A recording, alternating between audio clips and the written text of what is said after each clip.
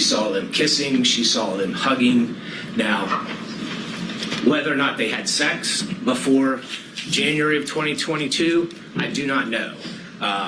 They admitted sometime in early 2022, and I found it curious that they both, Wade and Willis, just went straight to the sex. So maybe that's when they started having sex. I do not know.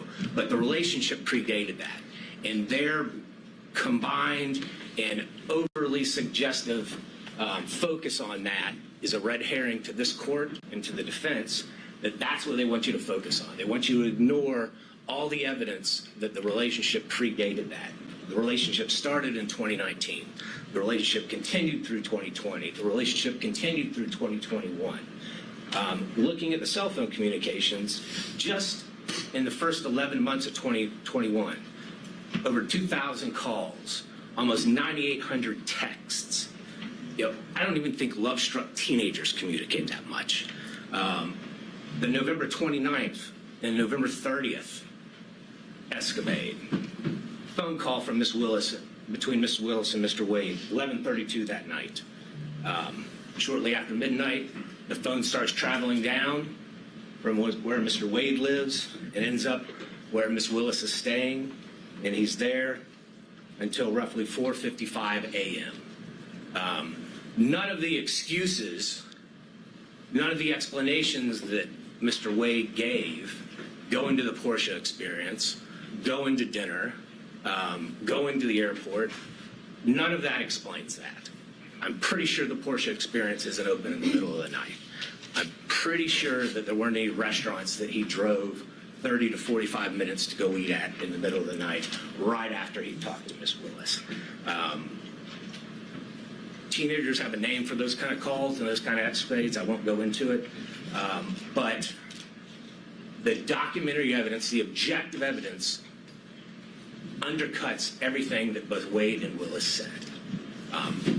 When you look at Miss Yurdy, again, she unequivocally said that relationship began in 2019. She saw physical evidence of a romantic relationship. Mr. Bradley, in the text messages, which are substantive evidence, said that that relationship began in 2019.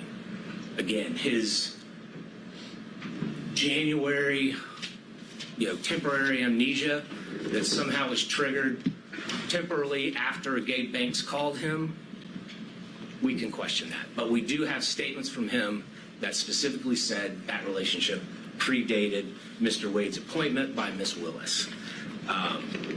You asked, well, in Mr. Wade, you asked what the materiality would be. How much is enough? Well, clearly 17,000 is enough. But Fulton County has told Mrs. Willis what the materiality is. It's $100 in a year. She twice signed declarations, certifications that she did not receive any gifts. And even under her strained explanation, there were monies, there were gifts, there were dinners, there were excess contributions flowing her way that exceeded $100. Her explanation, well, I just paid it in cash. That just does not stand to reason. It does not hold up to the light of truth. Anyone that has ever been in a money laundering trial, a forfeiture trial, if that's the explanation we give the state, they laugh. Oh, I just gave cash. I have no records for it. I have no source for it. The only thing that she could say that was a source for the money, because at times she said she was down to $500 to $1,000. The only explanation she had is, well, sometimes I go to Publix and I may get an extra $50. That shows up on your debit card or your credit card. Did they bring those records in? No. Did they bring her bank accounts in? No. Did they bring any documentary evidence in? No, they did not. And why is that important, Judge? Yes, the burden is ours.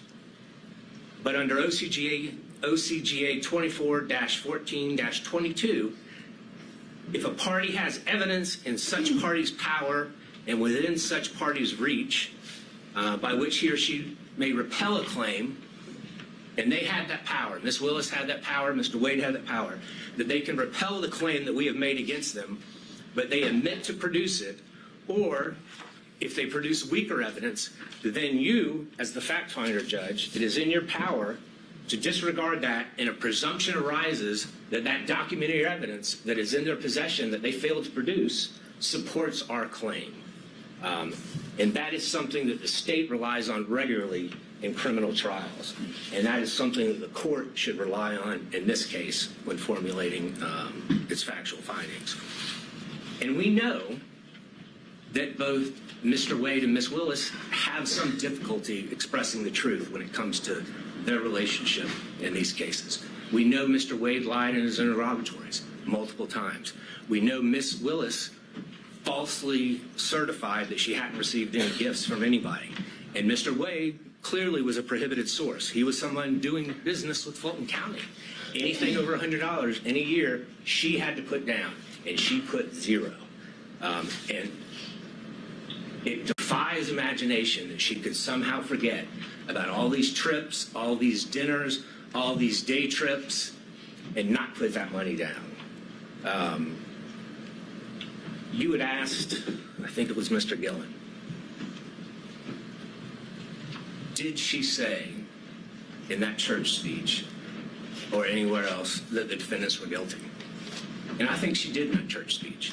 She said in that church speech, and she was talking about a conversation that she apparently had with God, talking about herself. She said, this leader has a trial conviction rate of 95%. She said, the trial team this leader put together has a conviction rate of 95%. I do not see how anyone, and I think that was purposefully intended by Ms. Willis, I do not see how anyone can listen to those two statements and not take that Ms. Willis is telling everyone in that church and everyone that's going to hear that in the media afterwards that these defendants are guilty. That is what she was saying. She is a prosecutor. She's familiar with the U.S. v. Berger. Every single attorney that's ever been a prosecutor is familiar with the dictates of that U.S. Supreme Court case. That is a foul blow. That is improper, and she violated pretty much every tenet a prosecutor must abide by to seek truth and justice in a particular case. So, Judge, when you're looking at this, the uncontroverted evidence shows that they had a relationship prior. The uncontroverted evidence shows that Mr. Wade lavishly spent on Ms. Willis. The uncontroverted evidence shows that the money that he was spending on Ms. Willis came from this contract that he had. And I'm not just talking about the contract as a special prosecutor, but there's also those other questionable contracts that no matter whom his partner seemed to be, they also got. There is a direct financial benefit that Ms. Willis received from this. And Judge, looking back at what Judge McBurney said, if merely hosting a fundraiser for a political opponent of a putative defendant creates not only the appearance but an actual conflict, then what Ms. Willis has done since then in this case creates an actual conflict. But again, as prior counsel has stated, we only need to show the appearance of a conflict. And we have done that by a preponderance of the evidence. In fact, I believe we've shown an actual conflict. But nonetheless, the result should be that Ms. Willis and her office should be disqualified from this case. We still have a few more minutes. I think Mr. Cromwell may have something to say.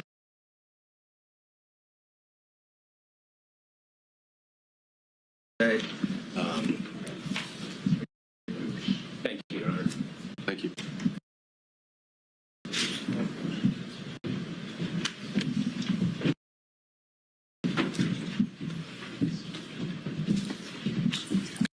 Good afternoon, Your Honor.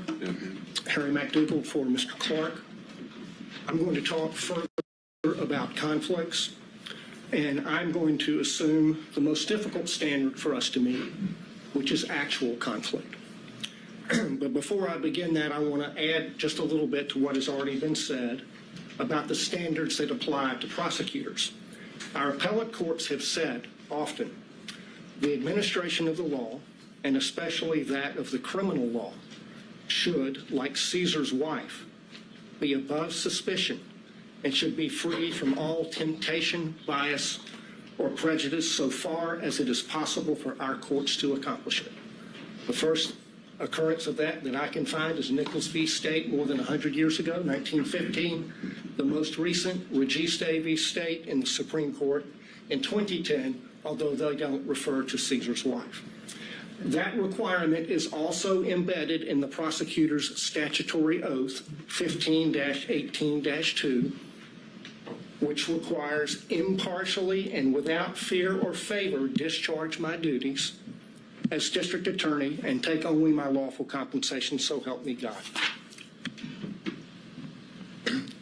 The general rule on conflicts of interest for lawyers is in Rule of Professional Conduct 1.7. And we all know, it's all drummed into us, that we cannot have a conflict of interest. And if we do, we have to withdraw or we will be disqualified. The basic idea is that a conflict of interest impairs the lawyer's independent professional judgment. That's the test of a conflict and whether it can be waived and whether it's disqualifying. And that conflict is not just financial. It can be any conflict that impairs your independent professional judgment, and you see that in McLaughlin v. Payne. The court asked what was a personal interest for purposes of disqualification. It's anything that impairs professional judgment. That's reflected in the ABA standards that were quoted by Mr. Merchant, which list the prosecutor's personal, political, financial, professional, business, property, or other interests or relationships. And that's really embedded in the prosecutor's oath to act impartially. And the earlier disqualification order by Judge McBurney was based on political interests, not financial. What my colleagues have described as forensic misconduct is also cognizable as a conflict of interest based on that footnote in Williams' case. The root of all of the problems that we see in this court right now is a conflict of interest arising from their individual personal interests in perpetuating and concealing their relationship. That's the original sin from which all of the other problems flow. There are 6 different actual conflicts of interest in this case, any one of which warrants disqualification, but collectively, practically compelling. First, the financial conflict that's already been covered. Second, the personal ambition, political ambition. Third, there's a dovetailed or complementary pattern of deceit and concealment of the relationship and the money. Fourth, the speech at the church. Fifth, the motion for protective order that the DA filed in Mr. Wade's divorce case. Sixth, the way the state has conducted the defense of this motion to disqualify, especially the hearing. On the financial piece, the court asked for a limiting principle and asked about materiality. The limiting principle is whatever impairs the independent professional judgment of the lawyer. That is applied routinely. We have a county code section that flatly prohibits gifts from contractors, period. We have, by analogy, the federal bribery statute, which has a threshold of $5,000, 18 U.S.C. 666. The court asked about burdens and inferences. The court can draw a negative inference from the state's failure to produce evidence to support the invisible magic cash balancing theory based on State v. Thomas, 311 Georgia 407, particularly footnote 19. As to the timing question that the court asked about,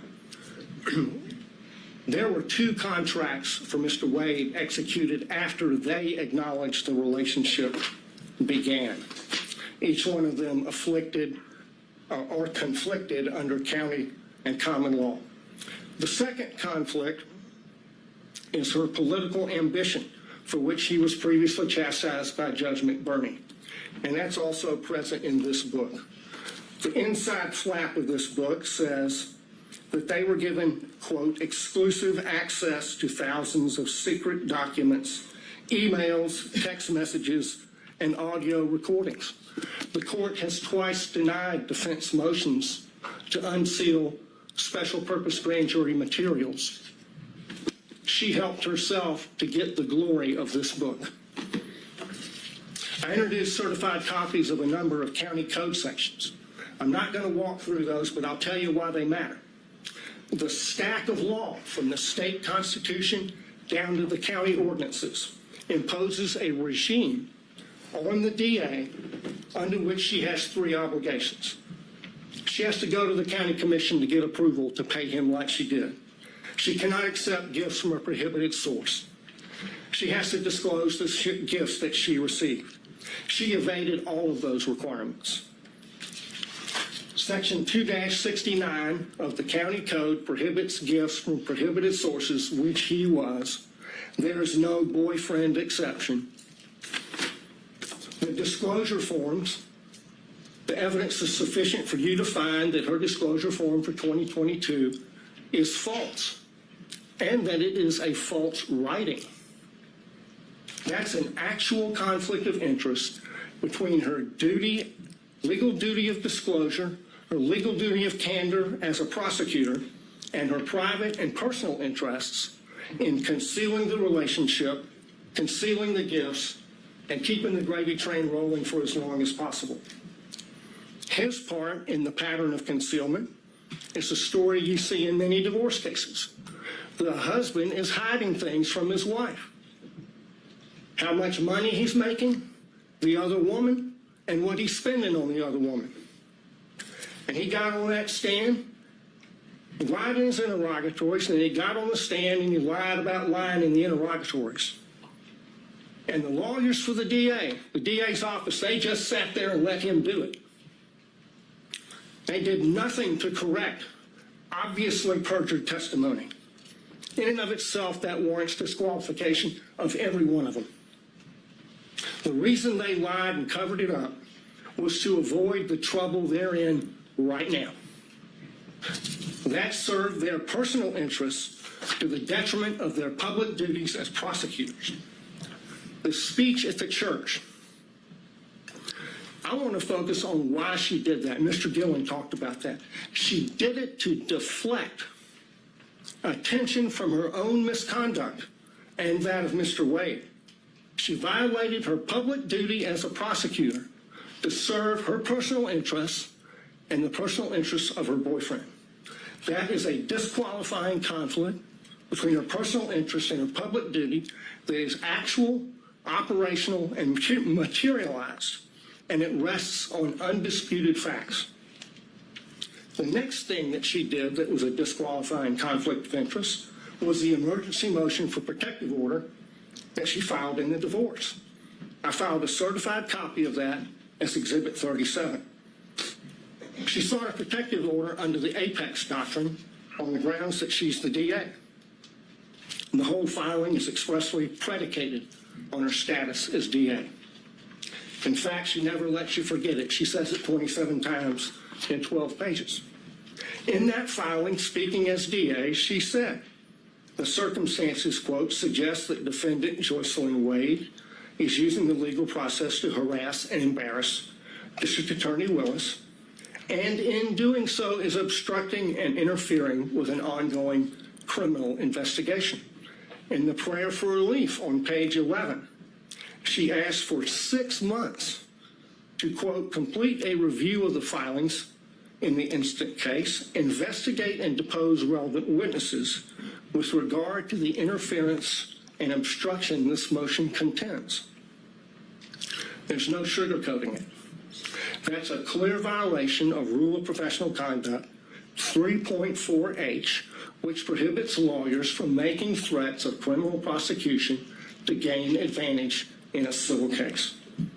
She abused her power, she abused her position to threaten her boyfriend's wife with criminal prosecution to gain advantage for herself and her boyfriend in her boyfriend's divorce. She violated her public duties not to make that kind of a threat in order to serve her private personal interests and those of Mr. Wade. Another actual operational conflict. The last category is the conduct of the defense of this hearing. There were a lot of objections made based on attorney-client privilege during Mr. Bradley's testimony. Most of those objections were made by the state. But the privilege being asserted does not belong to the state. It belongs to Mr. Wade. That shows that the DA's office is serving the personal interests of the DA and Mr. Wade in carrying out further concealment and cover-up of their relationship, and not the cause of justice they are sworn to serve. That is a conflict of interest. It's a continuation of the wrongful pattern of concealment and cover-up that they've engaged in since the beginning. But now they've enlisted the entire office in the enterprise. In the written response to the motion to disqualify, they said this, and I quote, "To be absolutely clear, there is no evidence that DA Willis derived any financial benefit from Mr. Wade." That's on page 15. Flat out false. 10 lawyers in this case put their name on that, starting with the DA. So throw another log on the bonfire of conflicts of interest.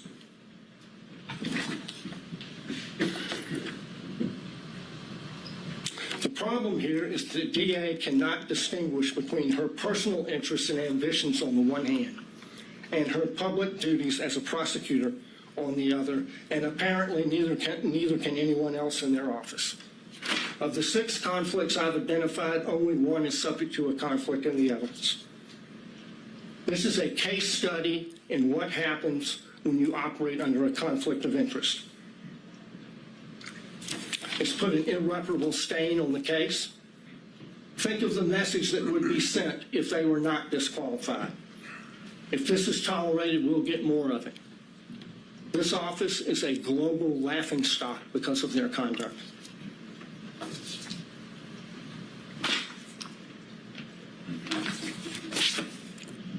They should be disqualified and the case should be dismissed. Your Honor, there's not much oxygen left in the room. We delineated the times based on the whole presentation. Would Your Honor consider some time for us in rebuttal? No. Okay, well then, can I reserve what I had, 5 minutes for Sure, rebuttal? that's fine. All right, thank you, Your Honor. All right, let's take a quick 5, and we'll be back at 2:40-ish to hear from the state. Thank you.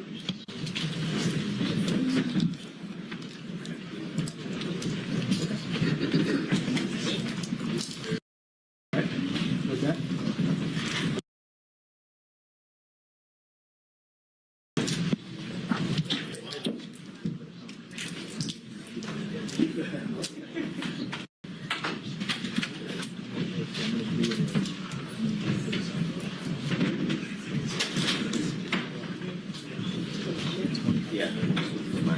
Or no.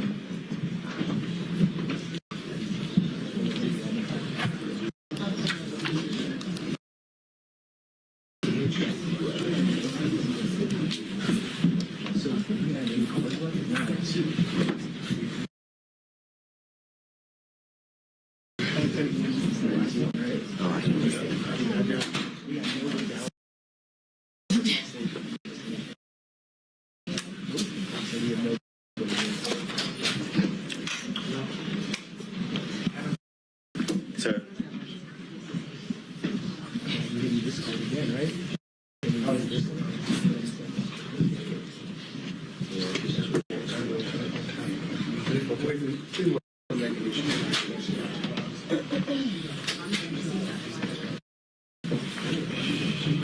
Just me.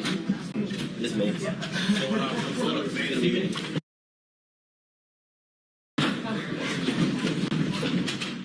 You see it?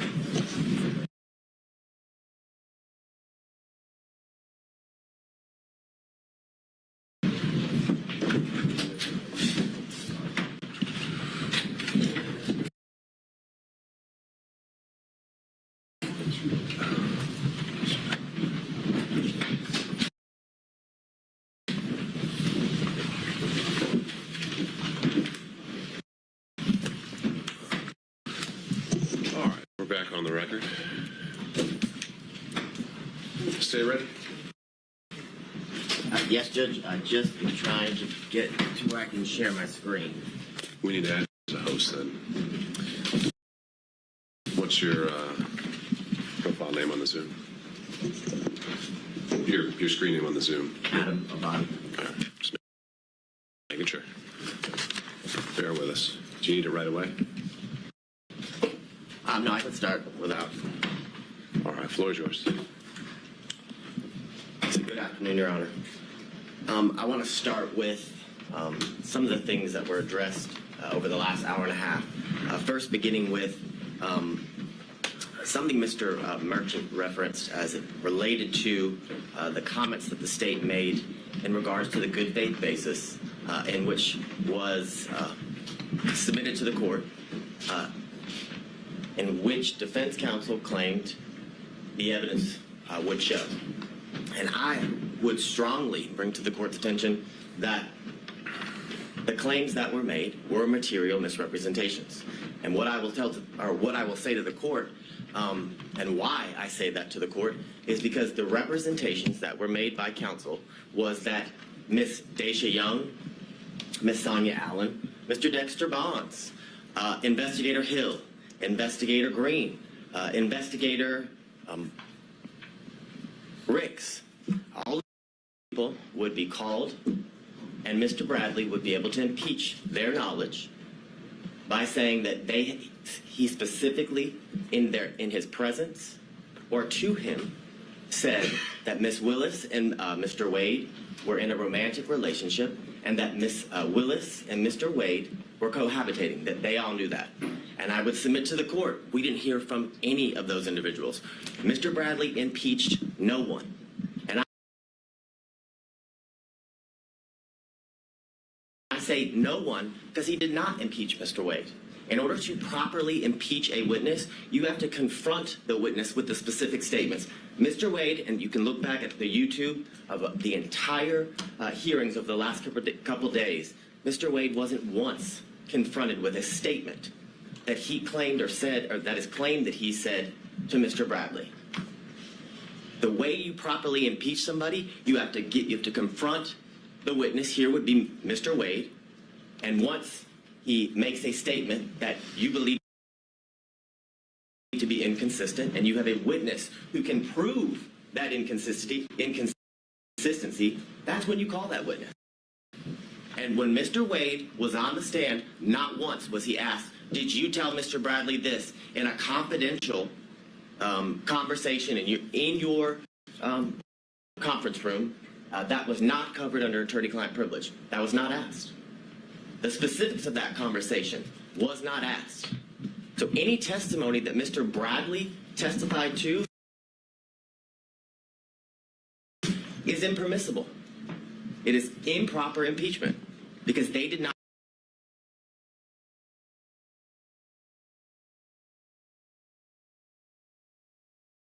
confront Mr. Wade with it. So that's where the state would begin with the comments that Mr. Merchant made about me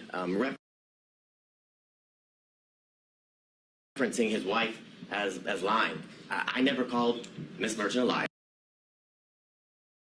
I never used those words. I don't know why she made the material misrepresentations. It could be because Mr. Bradley lied to her. I don't know the reason. So, but I can submit to the court that those were material misrepresentations that were made to this court on the day a few Mondays ago as everyone was arguing the motions to quash certain subpoenas. I'd also bring to the court's attention that during that motion to quash subpoenas, certain subpoenas, Ms. Yurdy's attorney appeared, Mr. Partridge, and he made very clear on that Zoom that Ms. Yurdy had absolutely no knowledge of a romantic relationship and absolutely no knowledge of cohabitation. Those were the specific references that he made.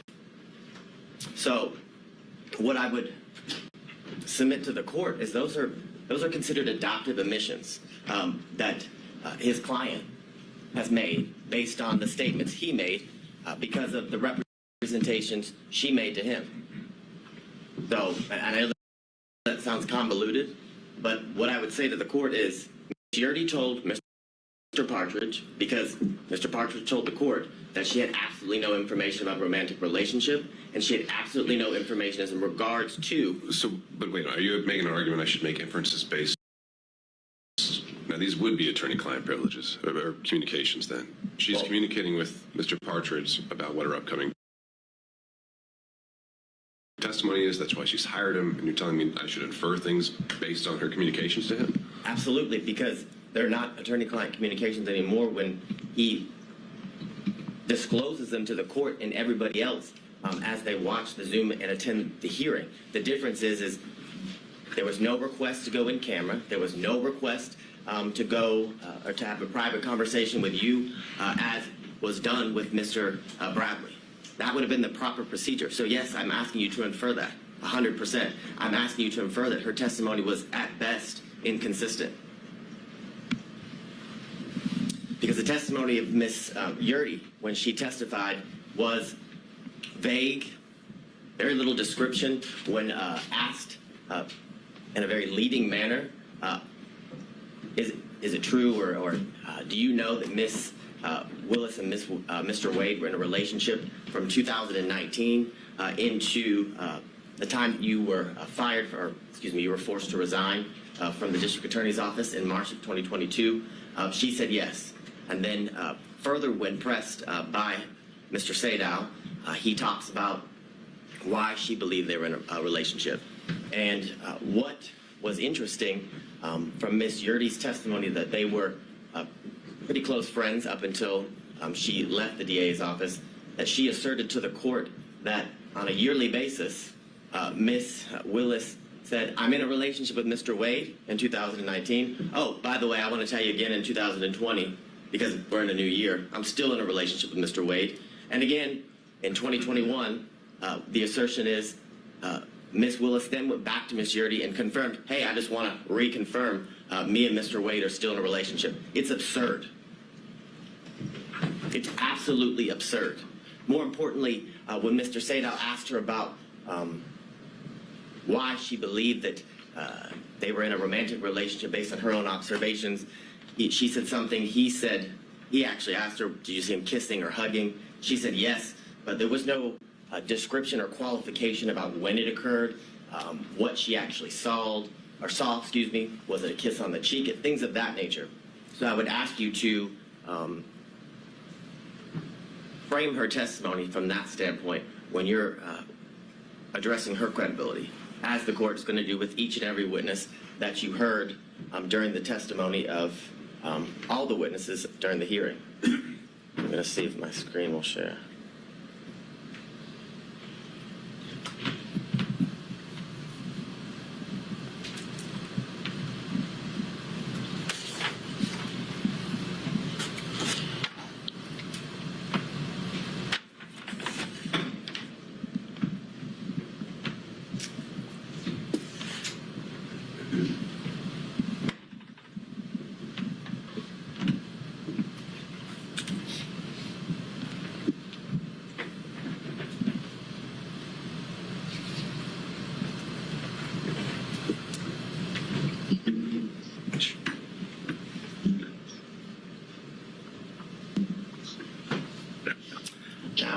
I want to talk a little bit about the standard and the burden here in this instance as it relates to defense counsel and the claims that they have made in the motion to disqualify. And as I was doing a whole lot of research, I came upon this law review article from Cornell scholarship reading or publication. And they made very clear that courts have been relatively reluctant to exercise their power to disqualify prosecutors for any reason. And that goes along with the standard. What the state would submit to the court is that the defense has to show an actual conflict.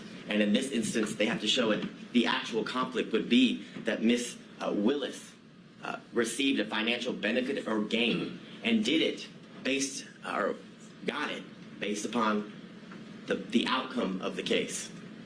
It doesn't make any sense. It makes absolutely no sense.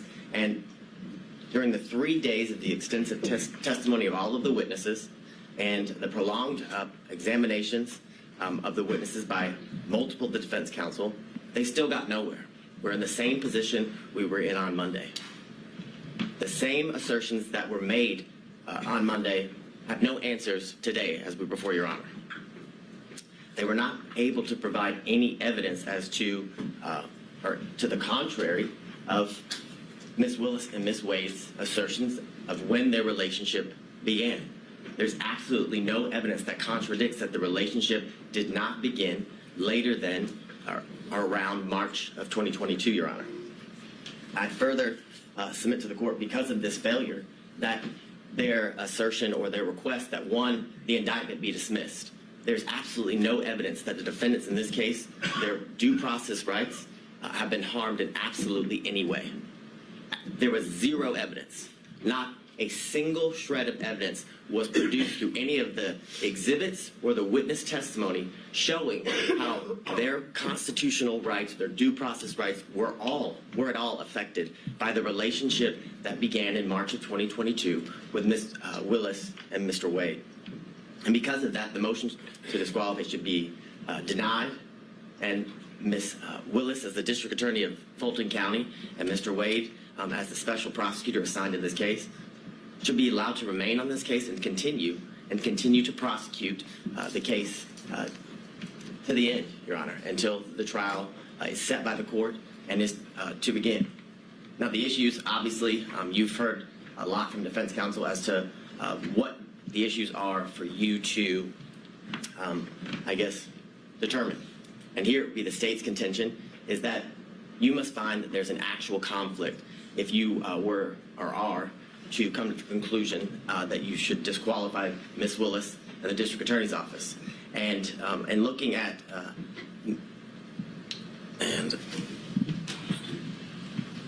What, I think you're talking about, is this Ventura? it's McGlynn v. State, McGlynn v. State, 342 Georgia Appeal 170.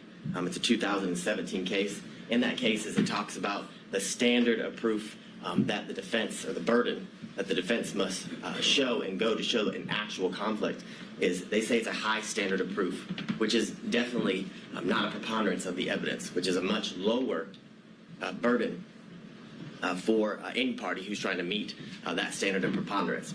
But it's clear that what the standard is that it's a high standard of proof for both when determining whether there's an actual conflict and when there's forensic misconduct that is found, Your Honor. And I want to go through some of the cases that defense counsel has referenced, that they argued here today and in their filings.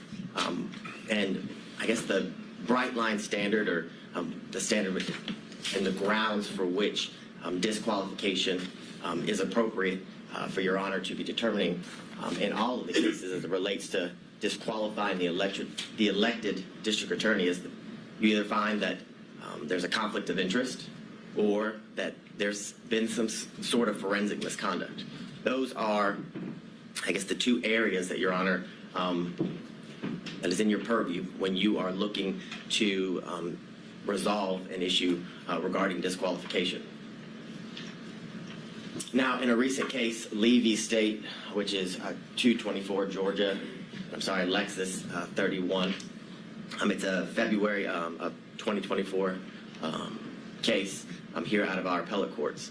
And in that case, Justice Pinson wrote that a trial court did not abuse its discretion by failing to disqualify an assistant district attorney absent an actual conflict of interest. And that is the case that was ruled on by the Georgia Court of Appeals about a month ago, Your Honor. Now, the cases in which defense counsel have relied on in their briefs and here today, I would submit to the court the cites are misleading, are inapplicable, and some of them actually support the state's position.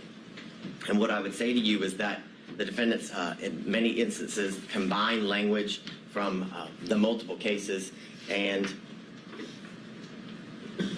kind of what I would say is misstates the law as it relates to what the law or what is required in order for an elected district attorney and their office to be disqualified.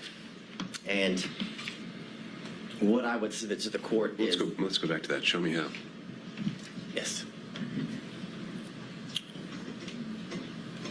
Show you how. So I think the first one they cited was Battle versus the state. Certainly a conflict of interest or the appearance of impropriety would be the grounds of disqualification. Well,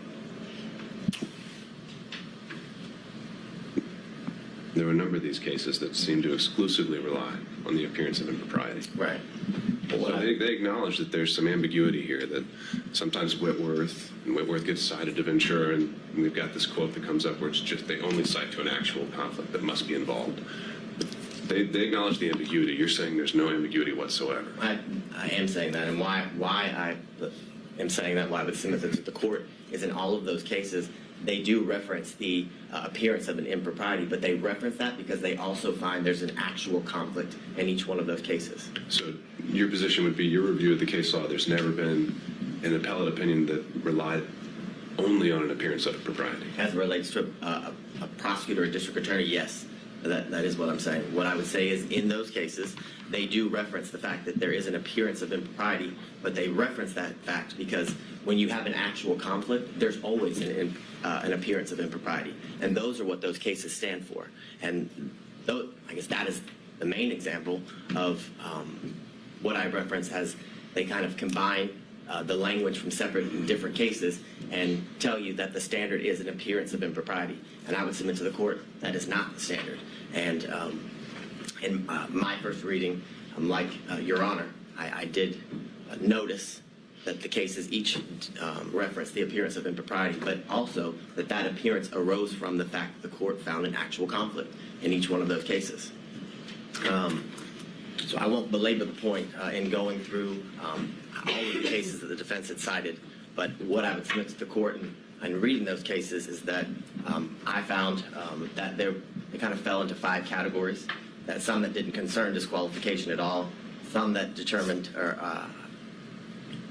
that were about, I call it divided loyalty, which is a conflict that arises from representing becoming a prosecutor and then having represented the defendant prior to becoming a prosecutor, and then whether there's an actual personal interest in the outcome, and then others talk about whether the defendant was denied a fundamentally fair trial at the conclusion of the case after conviction.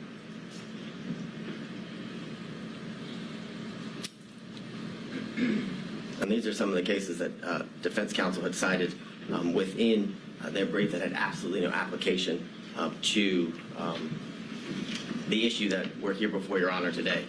The first, McIver v. State, has nothing to do or has nothing related to the disqualification of anyone.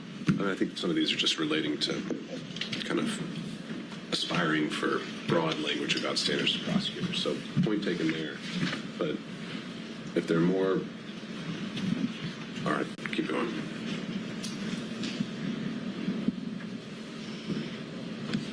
So as it relates to one of the cases that was referenced here earlier, and is also referenced in some of the briefing by defense counsel, is the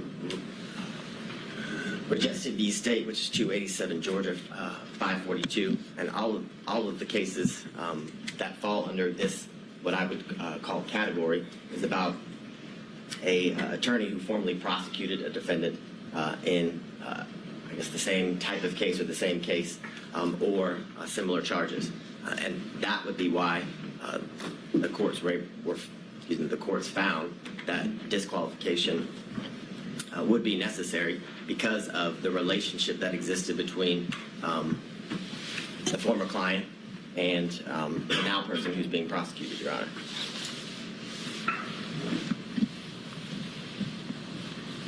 The next series of slides just goes through what has been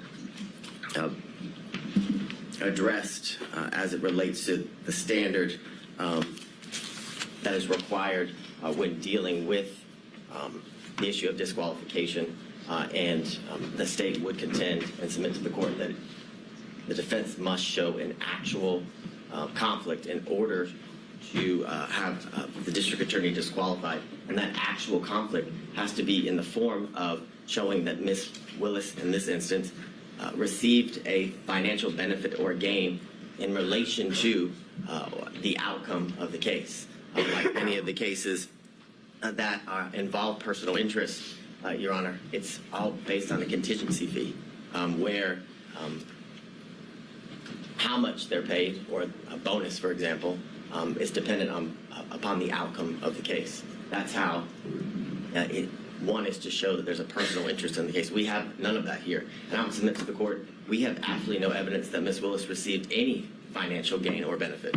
The testimony was that Ms. Willis paid all of the money back in cash as related to the trips, and if didn't pay back in cash, it was all right. Let me explore this one a little bit. Mm-hmm. So, in addition to you're saying it's only an actual conflict, are you also saying that it's only if a financial interest is affecting the final result, the outcome? That's the only one we should be worried about, or is it that the prosecution as a whole is what we should be looking at in terms of a stake? So, what I'm thinking of, I'm just going to try and come up with some hypos here. What if ADAs are given a bonus for every motion to suppress they win, $1,000 per Fourth Amendment claim they win? Well, now they've got an incentive, if one of their officers is lying, not to tell you about it, because they want to win that motion to suppress. But maybe that doesn't affect the outcome, because you can win a motion to suppress or lose it, and that doesn't decide whether it's going to be a guilty or not guilty verdict. But doesn't that affect the prosecution of the case, if not the outcome? Yes, I would definitely agree that would be an instance where disqualification would be necessary and appropriate, because it's a situation that involves a contingency fee, and I would submit to the court that it actually does end up affecting. It could, based on how important the motion to suppress is, right? Correct. But if it's some immaterial, I don't know. But I guess, so you're saying it's maybe not so much just whether it's a guilty or not guilty dismissal, no pros at the end of the day. It is actually the conduct of the prosecution that should be looked at throughout the course of the prosecution. Correct, as it relates to how it affects the prosecution, which I would submit the court ultimately is going to affect the end outcome of the case. If you have a contingency fee based on winning, or how, if you win a motion to suppress and if you win, you get, a bonus, as Your Honor referenced.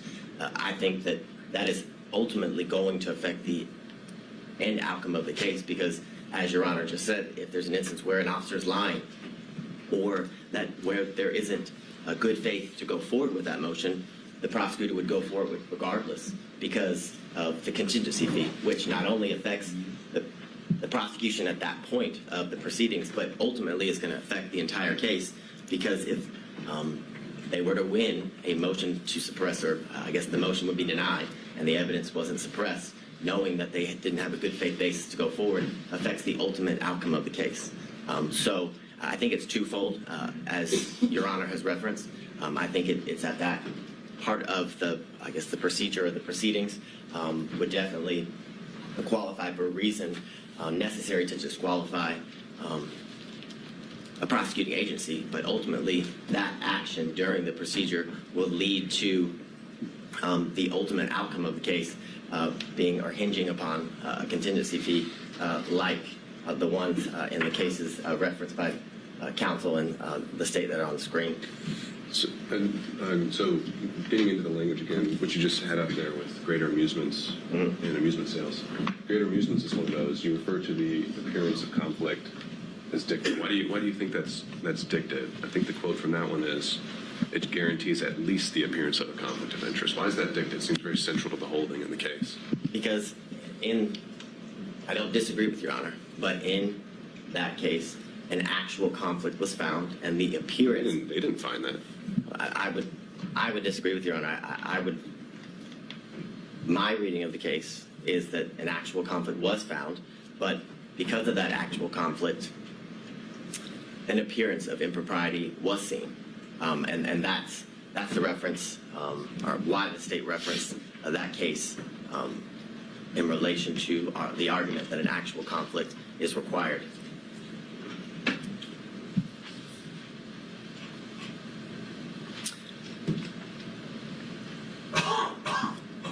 On the series of cases, Young, that was referenced by defense counsel, as well as Nichols, these state are both instances where there's a personal interest in the case due to the situation and where at one point they were opposing parties.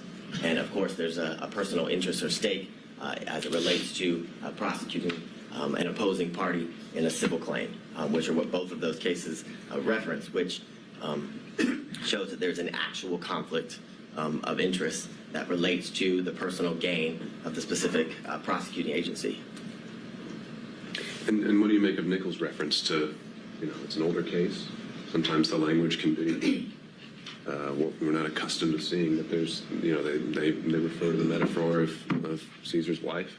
And generally when that's used as a ethical standard, that's something that goes beyond just an actual conflict, right? Isn't the beyond reproach getting more into appearance world? Is it getting beyond? No, isn't getting into the appearance aspect of things when we're talking about Caesar's wife. But I think it goes beyond that based on the language of the holding in that case, where it literally says that the individual had a personal interest in obtaining a fee by forcing a settlement in the civil case and using the criminal case as leverage.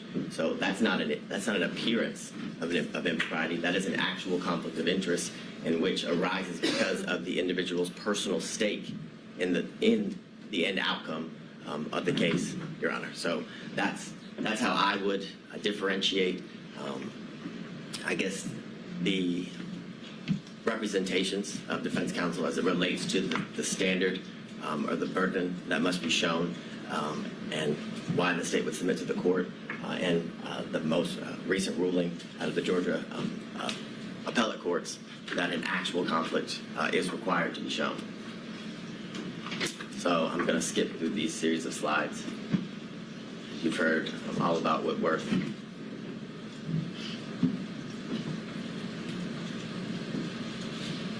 So I go back to what we referenced earlier, what's been referenced by all parties, that the grounds in which a district attorney can be disqualified is where a conflict of interest is found, and where there's forensic misconduct that is found. Those are the two grounds that are to be, I guess, are within the purview of the court as it relates to the issues here.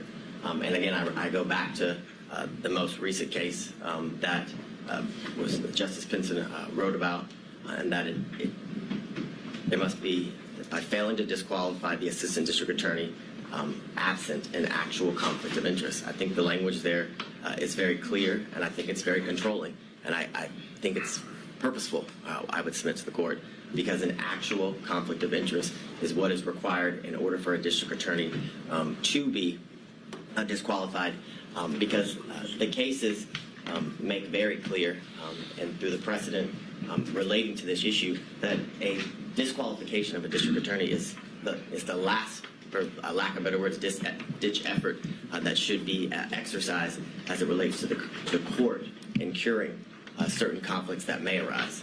I think the case law is very clear that every effort is supposed to be made instead of, or I guess in lieu of, disqualify the district attorney unless an actual conflict of interest is what's found, Your Honor.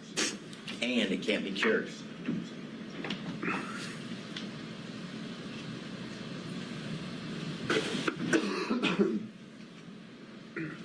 So what I would reference to the court, as was brought up earlier in Lyons v. State, 271, Georgia, 639, a 1999 case where it talked about a theoretical or speculative conflict will not impugn a conviction, meaning that speculation, conjecture, things of that nature, assumptions are not enough for anything to arise to an actual conflict. And what I would submit to the court as well, that goes to the fact that what has to be shown is an actual conflict. If it's speculation. Is there any qualifier there, though, that's in a post-conviction context? So We're talking about, competent evidence. We're obviously in a pretrial phase here. I've wondered how much import to give that sentence when we're in a pretrial realm. That's assessing whether to overturn a conviction, and usually that's kind of an entirely different standard where we assess as a totality. Was there a fair trial? Is there harmless error? I know there's no harmless error when it comes to disqualifications, but just a thought, if you have any reactions. Well, I think what Your Honor just said is pretty on point in the sense that if it's found that if the trial court either applied the wrong standard or should have disqualified the district attorney, it leads to an automatic reversal, like you said, and it goes back to the trial court. And I think that is very enlightening in the sense that that's only done if an actual conflict is shown. And the fact that it can't just be theoretical, speculative, or assumptions that would lead to the appearance of impropriety, the appearance of a conflict that would lead to I guess just that. I'm borrowing kind of from, as we've been doing the other pretrial motions, special demurrers seem to get different treatment pre-trial and post-trial. Post-trial, they get more of a pass unless you can show some issues, and I'm wondering if that same principle applies here with disqualification. Well, and but I don't have the answer to that. Well, what I would also say, and I don't remember the exact line, but I know there in Judge McBurney's order, he does address some of the concerns as it relates to the standard as it's applied post-conviction versus pre-trial during pre-trial issues. And what I would say to the court is that. So you're signing in support? Because I didn't think the state was all that pleased with the analysis you applied. Well, what I'm citing. Legal analysis, that is. I'm citing what you specifically referenced as to the standard that is to be applied pre-trial and post-trial, whether it makes a difference. And what I would say to the court is the answer is no, as it relates to the speculative nature of the allegations or the claims made by defense counsel as it relates to whether a conflict actually exists, Your Honor. What I can't do at the moment is point exactly to the page at the end of the state's argument. I can give you the page number as it relates to Judge McBurney's order. I think I know what you're talking about. The footnote where you reference the appearance standard. Yes. All right. Correct. Further, in Lamb v. State, 267 Georgia 41, on page 42, it's a 1996 case where the court says, nevertheless, the conflict must be palpable and have a substantial basis in fact. A theoretical or speculative conflict will not impugn a conviction which is supported by competent evidence. Now, I understand as it relates to the post-conviction factor or the status of the case being a post-conviction based on Your Honor's earlier inquiry, but I would submit to the court that as it relates to the issue of disqualification, that the standard is the same whether it's post-conviction or pre-trial. In Bloomfield v. Bornstein, which is 247 Georgia 406, it's a 1981 case. In that case, it says the appellees have not shown us a case where a per se rule was applied to disqualify an attorney on the basis of an appearance of impropriety alone. The Georgia cases cited by the appellee do not stand for the proposition that a trial judge is authorized in Georgia to disqualify an attorney solely on the basis of an appearance of propriety, which further goes to the state's submission to the court that the standard is that an actual conflict must be shown, and that conflict that arises shows that there's a personal stake of the district attorney as it relates to their personal financial gain that's being alleged.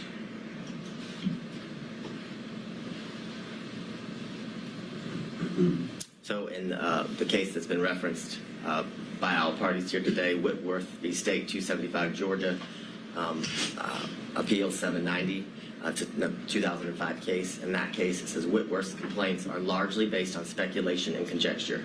Applying any evidence standard to the record, it is clear that the trial court did not abuse its discretion in denying Whitworth's motion to disqualify Morgan based upon his personal interest in his conviction. Aren't we past the speculation and conjecture aspect of this, though? I mean, the original and the core of the financial allegation is that there is a relationship and that money has changed hands. There's maybe still an open question of where the ledger stands, but I think it was conceded that that balance could run in one way or in the district attorney's favor. Is that contested? Yes. What's not contested is that a relationship did develop between And that purchases were made back and forth. That's the state's position. that is the state's position, but they were made back and forth. The purchases were made back and forth, either to equal the money that was spent by one party or the other, and if that wasn't done, cash was exchanged in order to equal the costs that were paid by either one of the parties. Right. But that's a facted issue, whether it was, split even, or whether it goes a little bit one way or another, or whether it's all the way $10,000 one way or another. That's a facted issue as a result of the hearing, but it's no longer just the theory that money changed hands is no longer speculation or conjecture. Well, I agree that money actually changed hands is not speculation and conjecture, but whether that money that changed hands had any financial benefit or gain to the district attorney, that is all speculation and conjecture. I would submit to the court. Absolutely all speculation and conjecture to harass and honestly embarrass the district attorney based on some of the questions that were asked that had absolutely nothing to do with the proceedings that we were here. For example, the lien on her alleged house.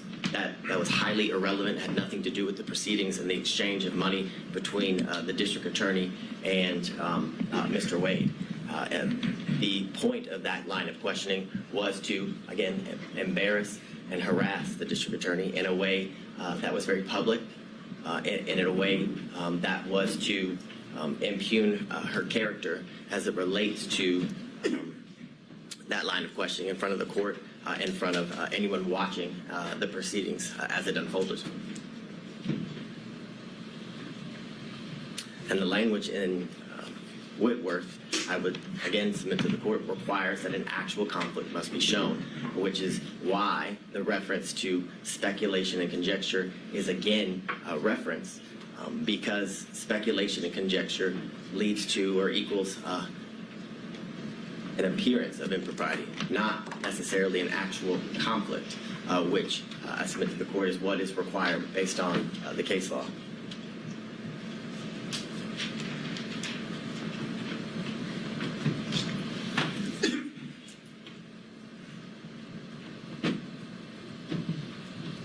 So in State v. Sutherland, which is 190 Georgia Appeal 606, it's a 1989 case, and it says, while the prosecuting officers should see that no unfair advantage is taken of the accused, yet he is not a judicial officer. Those who are required to exercise judicial function in the case are the judge and the jury. The public prosecutor is necessarily a partisan in the case. If we were compelled to proceed with the same circumspection as the judge and jury, there would be an end to the conviction of criminals, which goes to the premise that the appearance of impropriety is to apply to judges, not prosecutors.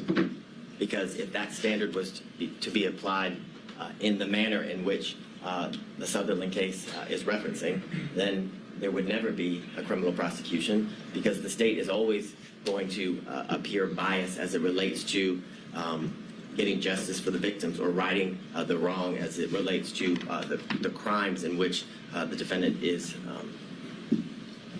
been indicted or accused of.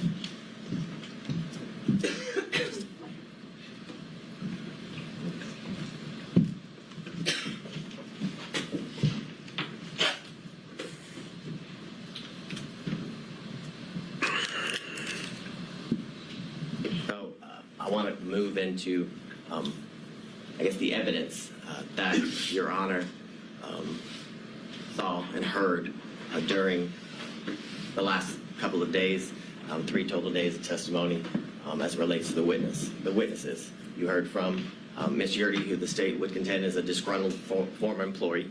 You heard from Terrence Bradley, also someone who is a disgruntled former partner. The text messages in the state's opinion show that he is vengeful. You heard from his own testimony here sitting before the court that all he did was speculate, and any information that he had and garnered and then passed on to Ms. Merchant was mere speculation. I believe he said that over and over again when asked if he had personal knowledge.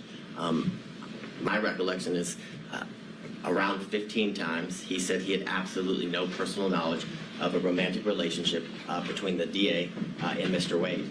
You also heard from the special prosecutor, Mr. Wade, a former judge. You heard from the 80th governor of the state of Georgia, Roy Barnes. You heard from the first female elected district attorney of Fulton County, and you heard from her father, who was a 40-plus year practicing attorney in good standing when he left the practice of law. And what I would submit to the court is that Miss Yurdy's testimony was nothing more than inconsistent at best, based on what I referenced to the court earlier as it relates to the representations that were made by her counsel prior to. Are those in evidence? Would his responses during a motion to quash, which weren't subject to cross-examination by defense attorneys, weren't even part of the evidentiary record of the hearing? Again, I'm just kind of puzzled by that. You didn't ask the question of Ms. Yurdy, what did you tell your attorney before coming here? And then we could have dealt with privilege issues and whatever else. I would agree with the court. It's not an evidence, but it was a statement by an officer of this court to the court during a hearing related to her testimony and how we would proceed with her testimony in this hearing.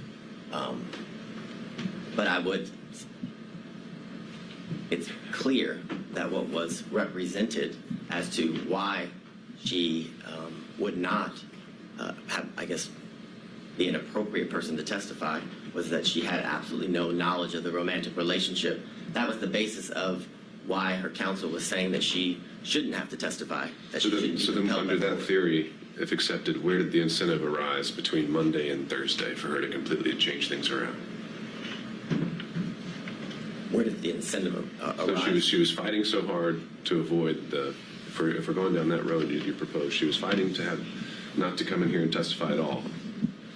And then she comes in here and testifies. Why would she testify the way she did if she didn't want to testify so strongly? If we're going down this road of trying to just gauge her interests and these kind of things, I don't know if I'm quite following that theory. And I can appreciate that, but I would say the reason she didn't want to testify, I would submit to the court, is because this is an incredibly public forum where she would have to testify against a former friend and a former boss. And I think the change, I wouldn't qualify it as an incentive. What I would qualify is ultimately when she was forced to testify, right, a motive and a bias as to why she testified in the manner in which she did. When asked by Ms. Merchant as to the reasons for her leaving, she kind of danced around the issue. And then as Ms. Cross asked her about whether she resigned or forced to leave, she was fired, she came out and said she was given the choice: you can either resign, but either way you're leaving. You're fired, or you can resign in a manner in which, she wouldn't be officially fired, and when she's trying to get future employment and things of that nature. So I would submit to the court that there's absolutely no incentive. An incentive is not why Ms. Yurdy's testimony changed, or the state would contend her testimony changed, but it was the reason she testified the way she did was because of her bias towards the DA, which gave her motive to what the state would contend is be less than honest before the court. And I would. But if we're going to draw inferences based on her fighting the subpoena, why would she have fought it if she had such a bias and wanted to say these untruths? Because she didn't want to come on national television and have to be exposed to the things that, well, I don't know anybody who wants to testify before a court in a normal trial, a normal proceeding, but one of what I would qualify in this high profile of nature where everybody would be able to watch and learn at what she has to say as it unfolds in the courtroom. And I'd further submit to the court there is reference to she left the DA's office in the text message that were submitted in, I believe, what is it, Defense Exhibit 39, that it's because she released confidential information in the DA's office, from the DA's office, that led to her firing, that she wasn't. And I know I'm just because it's more conversational, which I appreciate. I know I might be getting you off script, so I don't want to use up all your time if you need to get through some other things. Next, Terrence Bradley, and I believe the one thing that the state and defense counsel can agree on, that he was less than honest at times during the proceeding and during his testimony. He, when pressed or asked by Mr. Sadow why he was fired, he basically chalked it up to a dispute between partners in a business. But when pressed by Ms. Cross, it was clear that that wasn't the reason. And what I would submit to the court, what has been referenced by defense counsel as baffling as to why the state would go into such a topic area.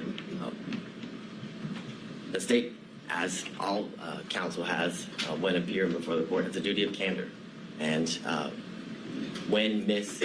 Cross knew she was going to have to cross Mr. Bradley, she knew he lied. And she had a duty of candor to the court, in the state's opinion, to expose that.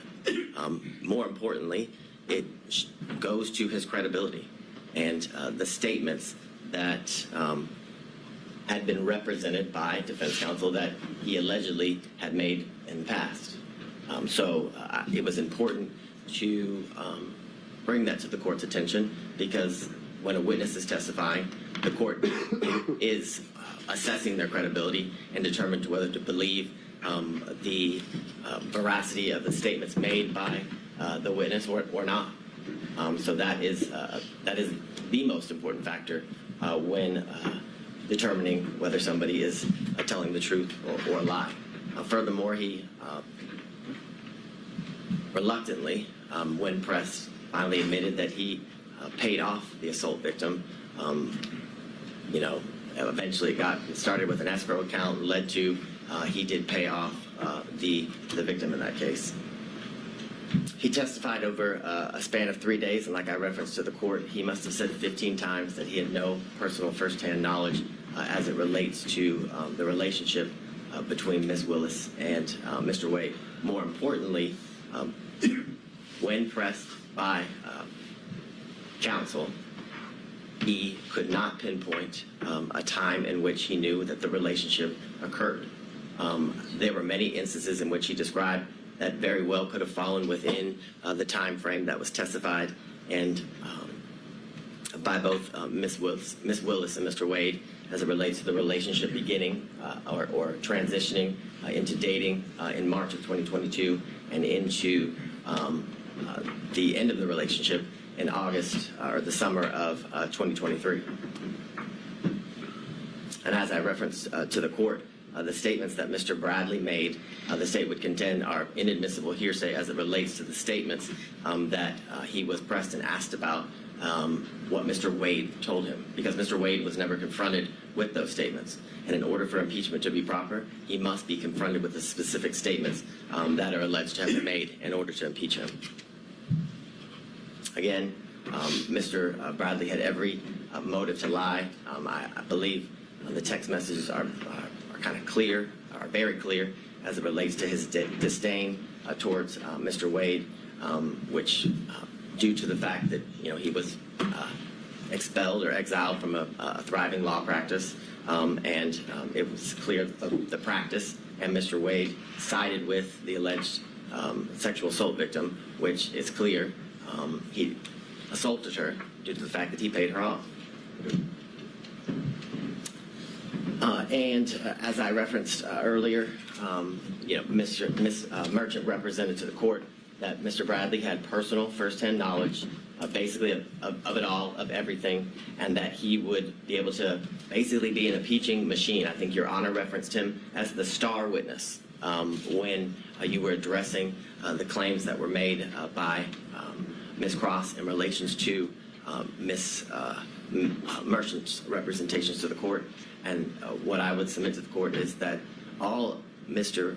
Bradley's representations as it relates to whether when the relationship between Ms. Willis and Mr. Wade began, and whether they cohabitated, because that was a promise that was also made, that he would be able to impeach the investigators as it relates to cohabitation, was mere speculation, gossip, and innuendo. And this is, Your Honor. The impression I got, and we can correct this while we're all here together, is that Mr. Bradley directly overheard a statement from each of these individuals that they could be impeached with. Ms. Merchant, is that accurate? Directly overheard. Which ones are we talking about specifically? Well, essentially, that kind of seemed to be all of them. You had said Allen, Bond, Young, and then the investigators, Hill, Green, and Ricks, could all be directly impeached by statements overheard by Mr. Bradley. Yes. In reference to your question, the unequivocal answer was yes. And when Your Honor is looking through the text messages, I would submit to the court that the text messages don't even say or indicate what was represented to the court in relation to the good faith basis for this motion to disqualify as it relates to the testimony of and the ability to impeach witnesses through Mr. Bradley. What's been referenced by all counsel is Mr. Bradley's assertion of absolutely as it relates to whether the relationship existed prior to Mr. Wade's hiring. And the question in itself involves speculation, because it asks, do you think it started before she hired him? And he says absolutely. He doesn't say he knows. He doesn't provide any context as to how he knows. And in these text messages and through his testimony with the court,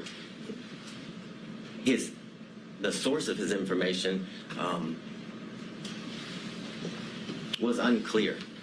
What I would say to the court as to a lot of things, other than the one conversation that allegedly occurred between Mr. Wade and Mr. Bradley, and I would submit to the court that that conversation never occurred. That would be the state's contention.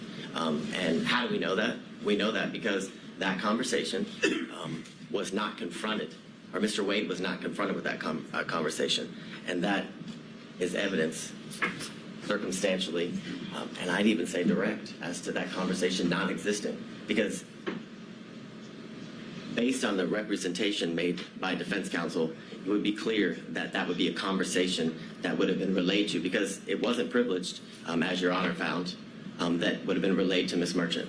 And if that conversation happened, you better believe that would have been a conversation that defense counsel would have confronted Mr. Wade with and against. And the reason they didn't do that was because it didn't exist. Again, you heard from Mr. John C. Floyd III, the district attorney's father.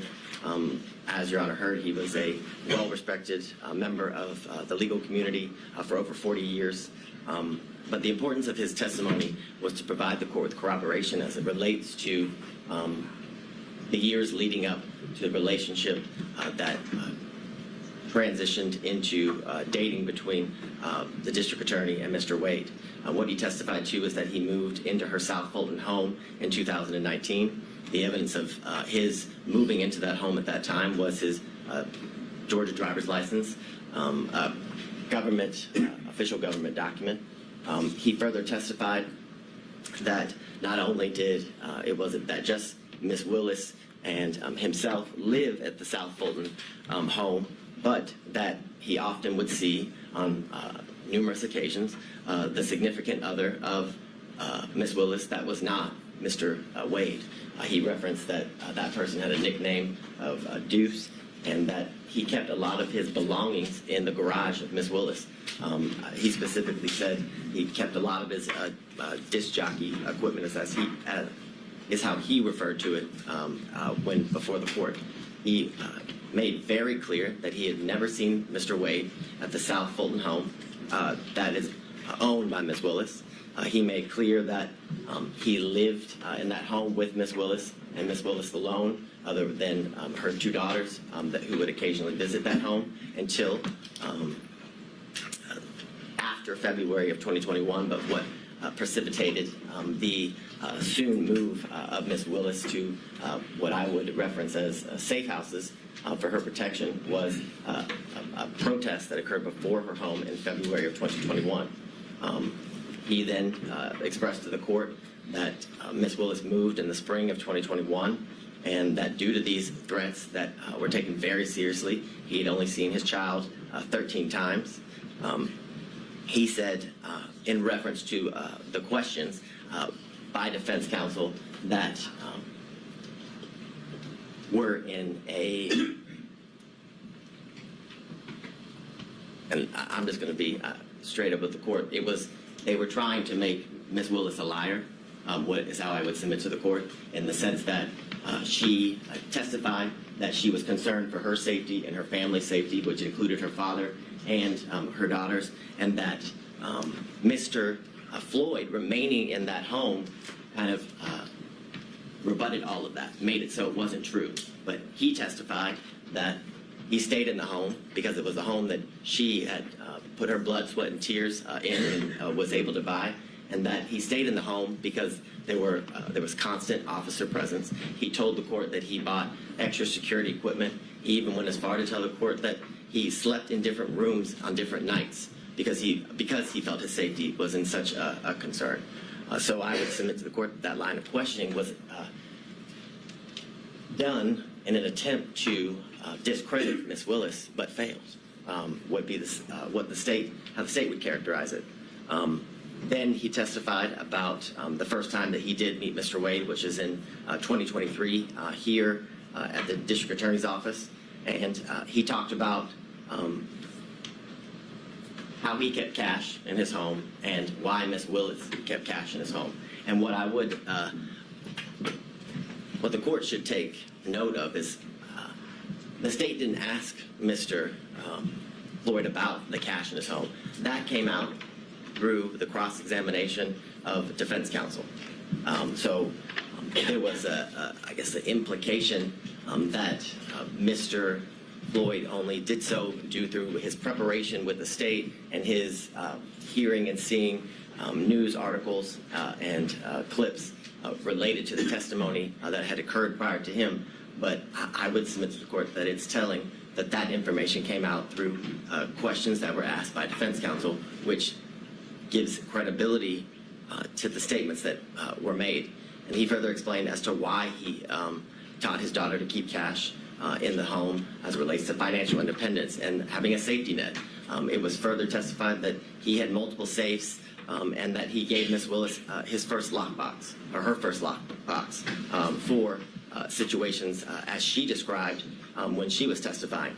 And what I want to make clear is during Ms. Willis's testimony, it was pressed about the cash and where she kept it, did it follow her, where she laid her head, and things of that nature, trying to further discredit the practice that she had as it relates to keeping cash in her home and why she had the ability to pay cash to Mr. Wade and other people and for other situations.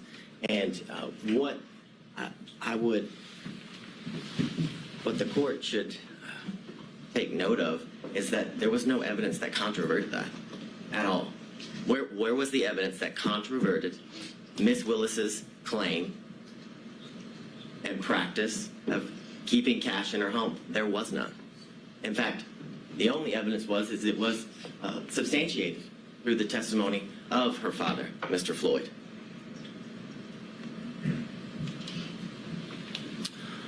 Furthermore, you heard from former Governor Roy Barnes, and his testimony was significant and important because how I would phrase it, Your Honor, is it debunks. Let me on this point, and I think you might have had a more recent opportunity to review his testimony than I have. You say on the slide that she was the first choice to lead the prosecution. Was that actually his testimony, or was his testimony that he was asked to come aboard? Did he use the words that he was asked to lead? Yes, it would be. That's my recollection, that he was asked to lead the prosecution. He was asked to he was asked to fill the position that Mr. Wade is currently in, which is the lead prosecutor. It was said in that way as well as it relates to the testimony of Mr. Barnes. So I think it'd be very clear. My recollection is that he said lead, but what I can submit to the court that I know he also said that he was asked to fill the position that Mr. Wade is currently filling for the state of Georgia, which is the lead prosecutor. At that time, as special grand jury prosecutor, right? Yeah, the special, I guess, yeah, as the special prosecutor, lead the investigation, which led to the ultimate prosecution that we're here before Your Honor today. He also indicated that the reason he turned that job down was because it didn't pay enough. He said he had mouths to feed at his law firm, and that he also didn't want to live the rest of his life with bodyguards because he had lived that for the years in which he was the governor of Georgia.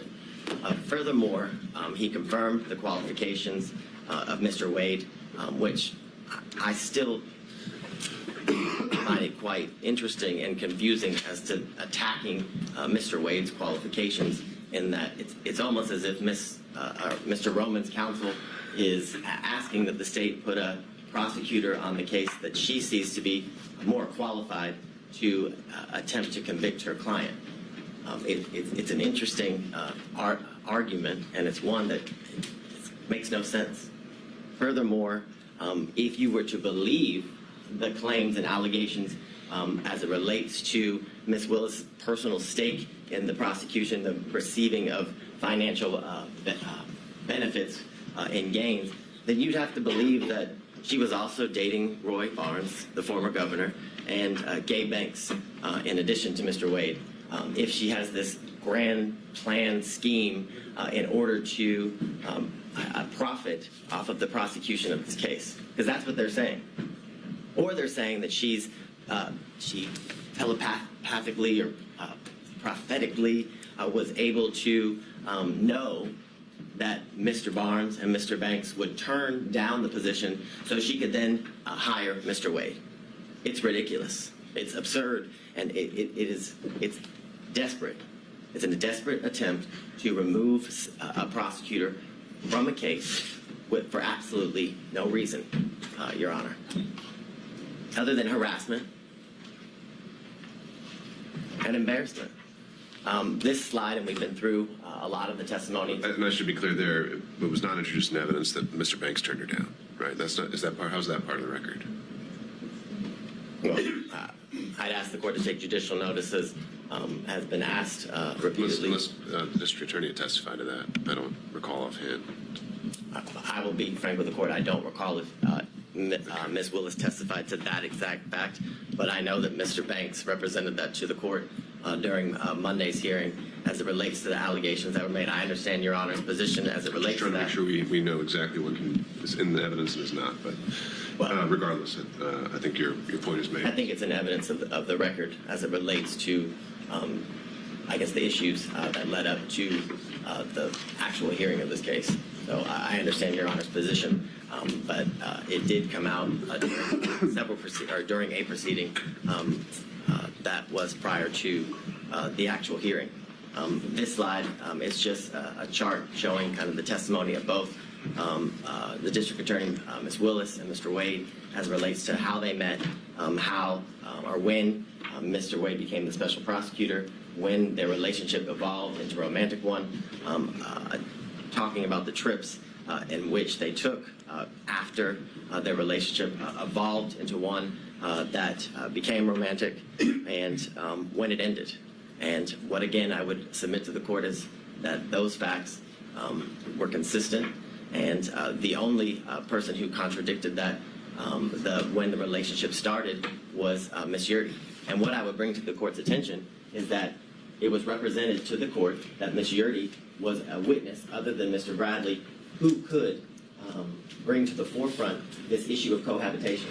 And when pressed and when asked about it, Ms. Yurdy had absolutely no information as it relates to this alleged cohabitation. It was false. She said she had no information. She was asked about trips. She said she had no information about the trips. Yet, she's such a good friend that Ms. Willis confirmed each year that Mr. Wade and her continued to be in a relationship 2019, 2020, 2021, until their relationship ended due to her forced resignation and splintering of their friendship, Your Honor. I guess several exhibits obviously were tendered in.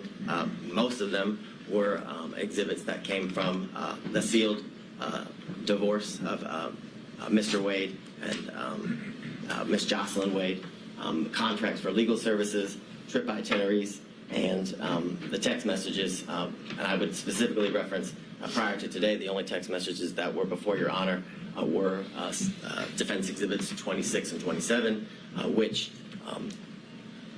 it's the assertion of defense counsel that what those show is that Mr. Bradley had information as it relates to the relationship starting prior to March of 2022, and that's just false.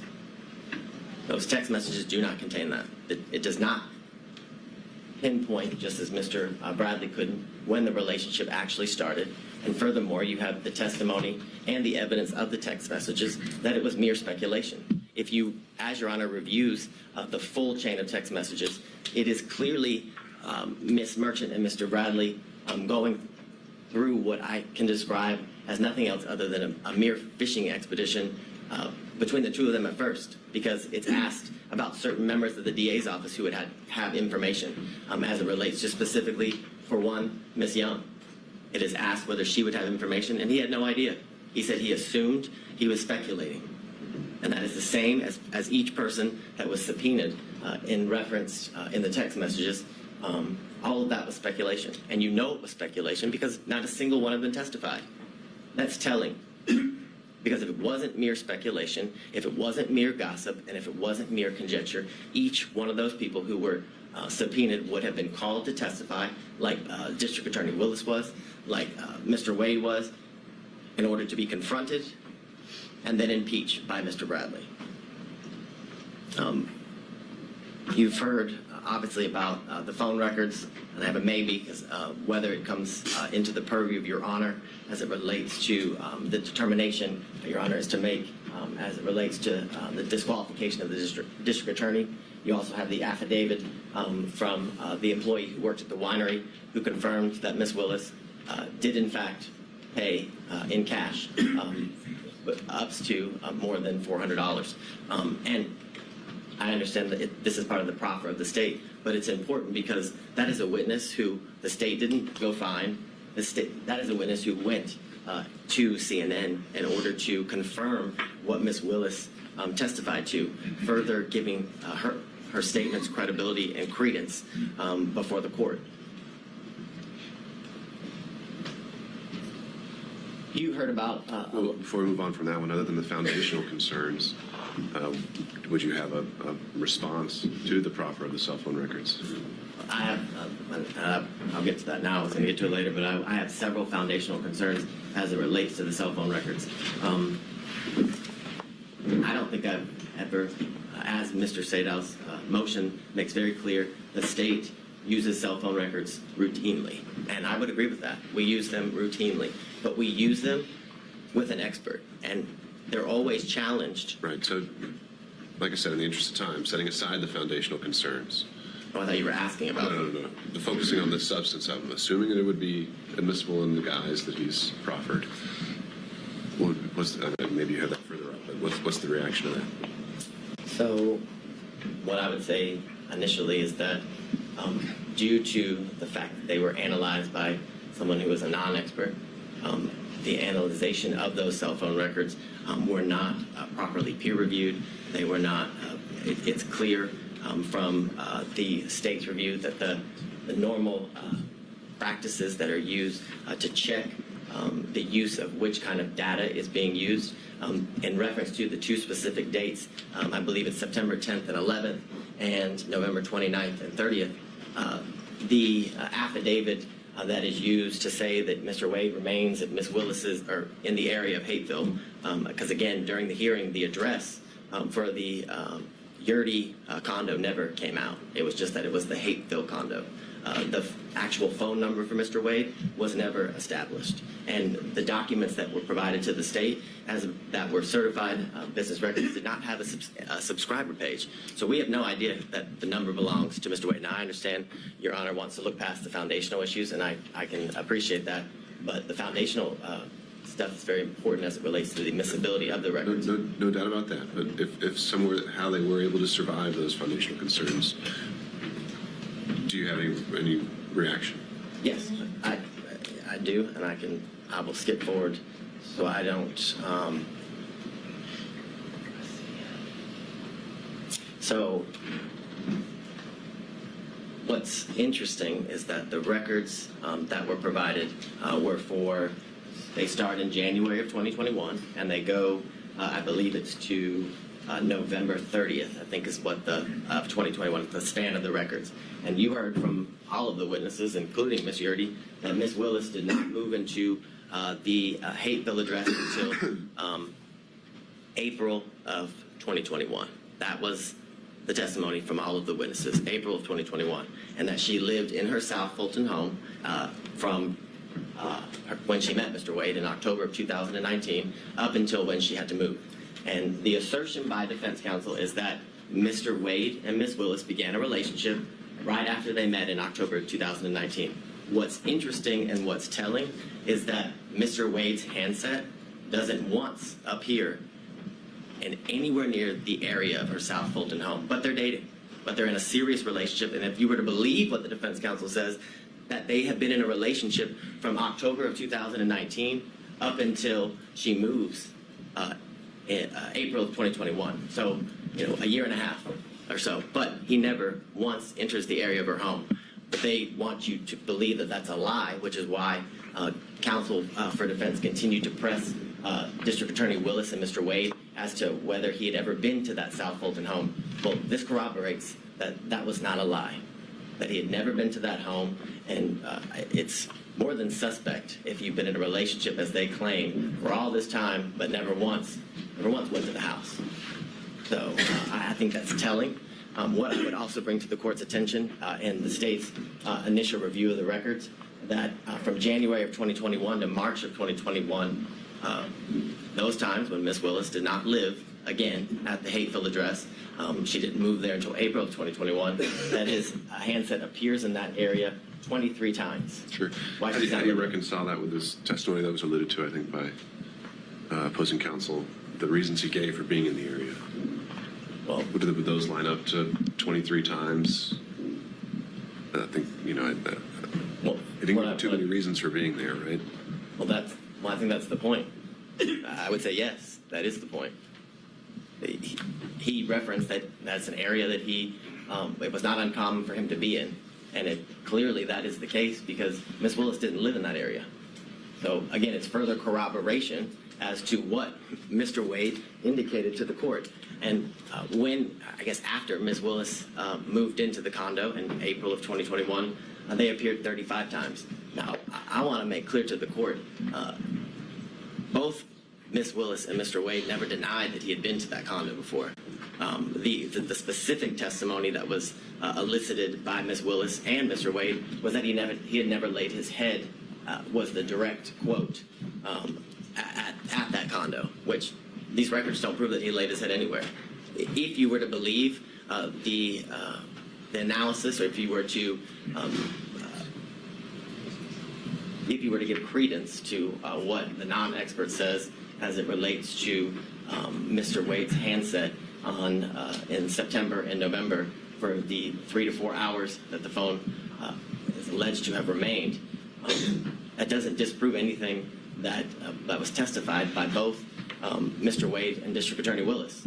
It was that he visited there. The specific hours of their visits was not something that was pursued during the questioning of both of the parties. So what I would also submit to the court is that if you look at the days as it relates to in September and November, the use, the type of information that is used to make the plots for the longitude and latitude of the handset is data records. It's not voice records. It's not SMS or text messages. It's data records. And it is not uncommon for an expert to testify as it relates specifically to AT&T records that actual data record is unreliable as it relates to the location of the handset due to the type of information that it is, that it's data. It's not the voice and the SMS, which I know, Your Honor, as has been referenced, was a prosecutor not only here in this county, but for the federal government, where this kind of information is commonly used. So in the comments that were made by the court, it was clear that you understood and understand the use of cell phone records as it relates to put somebody in an area, and again, not in a specific location. I'd also bring to the court's attention, as it relates to the validity of the affidavit and the analysis done by the expert that was hired by Mr. Sadow, is that not once does it reference the fact that AT&T records commonly have duplicate and triplicate entries within the call detail records. That is something that is commonly seen, and that is something that is seen in these records. And that is something that leads to the incorrect number of times that has been alleged that Ms. Willis and Mr. Wade were in communication through text and voicemail. And I'd also submit to the court that that number doesn't prove anything again, doesn't prove that anybody's in a relationship. It proves that they were in communication with each other. And I think Your Honor can use your own life experience as it relates to people you work with or friends that you are close with, and the number of times that you make calls to any of those people. I can submit to the court that I have a friend who I've been friends with for 15 years, and she worked in the office previously with me. And based on our professional relationship and our personal relationship, the friendship that we had and still have, that we talk 30 times a day. So and that doesn't mean we're in a relationship. So the assertion that the number of times that Ms. Willis and Mr. Wade have spoken to each other, whether it's through text message or phone, it has no validity as it relates to them being in a relationship. What I would submit to the court is that what was shown through all of the evidence was that there's been a true cost to Ms. Willis as it relates to her life, that she had additional expenses that she had to endure because of her position, in the sense that she told the court that she had a mortgage, but on top of that mortgage, that in a house she didn't live in anymore, she had to pay for a safe house, that her home was vandalized, and there were racial epithets and sexual bigotry that were spray painted onto her house. The concern of her safety and her life is something that was testified to, and the fact that this job has led to the isolation and separation of her from her family and friends, which was given credence, and the credibility of those statements were provided by her father, Mr. Floyd, that he had only seen his daughter 13 times since all of these instances occurred. The cruel nature of the statements and the falsehoods that, for example, in these text messages that were purposefully leaked to the media as it relates to Ms. Willis's daughter, subjecting her position in school, that she flunked out of college, which isn't true, which in fact she has graduated from an HBCU. But what's been leaked to the media is the fact that she flunked out of school and someone other than her father moved her, which again, the validity of which was never shown. And all the while, Ms. Willis, facing these costs, has been able to continue to do the work unrelated to this case, which is shown in the fact that Atlanta's murder rate and violent crime rates have decreased while she has been in office. But what was shown through the testimony of all of the witnesses and through the evidence that Your Honor heard was that there wasn't an actual conflict, that the defense failed to provide any sort of actual conflict in relation to Ms. Wade's, I guess, the relationship that transpired from the relationship between her and Mr. Wade, and that there was absolutely no evidence of a financial benefit that she gained as it relates to the prosecution of this case and the ultimate outcome of the case. The corroboration of all of that is the things that Your Honor is very much aware that she could have, I guess, financially benefited from stretching out the case, for lack of better words, by the special grand jury recommended that 39 individuals be indicted. But through her sifting through the special grand jury's report and all of the evidence with the team that indicted the case, they only went with 19 of the defendants, which had she gone with all 39, based on the defense counsel's assertions, would have given her the opportunity to certainly find these financial gains that are claimed through the allegations of defense counsel. More importantly, why would Ms. Willis repeatedly ask this court to set a trial date as soon as possible if her motive in prosecuting this case was to continue to financially gain, as alleged, from the prosecution of this case? It doesn't line up, it doesn't make sense, and it doesn't make sense for a reason, because it doesn't exist. More importantly, this office has multiple RICO and as well as large-scale cases like this one, and much larger, and they also have, there's a lot of high-profile prosecutions. If Ms. Willis's ultimate goal by hiring Mr. Wade was for her financial benefit, then she would put Mr. Wade on every single one of those cases. So she could certainly revel in the riches and lavish lifestyle that has been referred to by defense counsel, which there's been absolutely no evidence of. The evidence was she stayed at a DoubleTree in Napa, a DoubleTree. I don't know that to be a lavish hotel. Most people, when they go to Napa, if they want to lavishly experience Napa, stay at the Ritz-Carlton, the Four Seasons, things of that nature, not a DoubleTree. So the allegations and assertions that Ms. Willis was living the lifestyle of the rich and the famous is a joke, an absolute joke. As it relates to what you heard, and the secondary issue is the forensic misconduct. And for lack of better words, what has to be shown is that the statements that were made by Ms. Willis related to the prosecution of the case and ultimately the guilt or innocence of the defendants. And we have none of those statements. There's been no evidence. Nothing has been provided to Your Honor as it relates to Ms. Willis' specific statements made about any of the defendants and in relation to the guilt or innocence of any of the defendants. I forget which defense counsel referenced the fact that she said she had a 95% conviction rate. Well, what Ms. Willis's job is to instill confidence in the community as to how well she is doing as it relates to her constitutional duties. And that was exactly what was done when she referenced that she had a 95% conviction rate in the previous year that she was serving as the district attorney.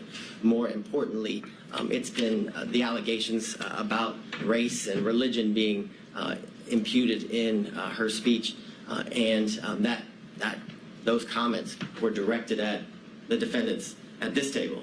And if you listen to the speech, those comments are directed at two elected or political officials. I believe it was Marjorie Taylor Greene and Ms. Bridget Thorne, who is a member of the Fulton County Board of Commissioners here. She specifically used their names. I don't know that they my knowledge is they're not supposed to be sitting at the table, and I haven't seen them in my work as it relates to this case, Your Honor. So those allegations that Ms. Willis committed forensic misconduct are, again, there's no validity to them. There's no evidence of them as it relates to any of those comments, which this is an issue that Judge McBurney has previously ruled on when these same allegations were alleged as it relates to extrajudicial statements made by Ms. Willis, and it involved a statement that the words fake electors were said by Ms. Willis, and he found there was absolutely no conduct that was impermissible as it relates to forensic misconduct.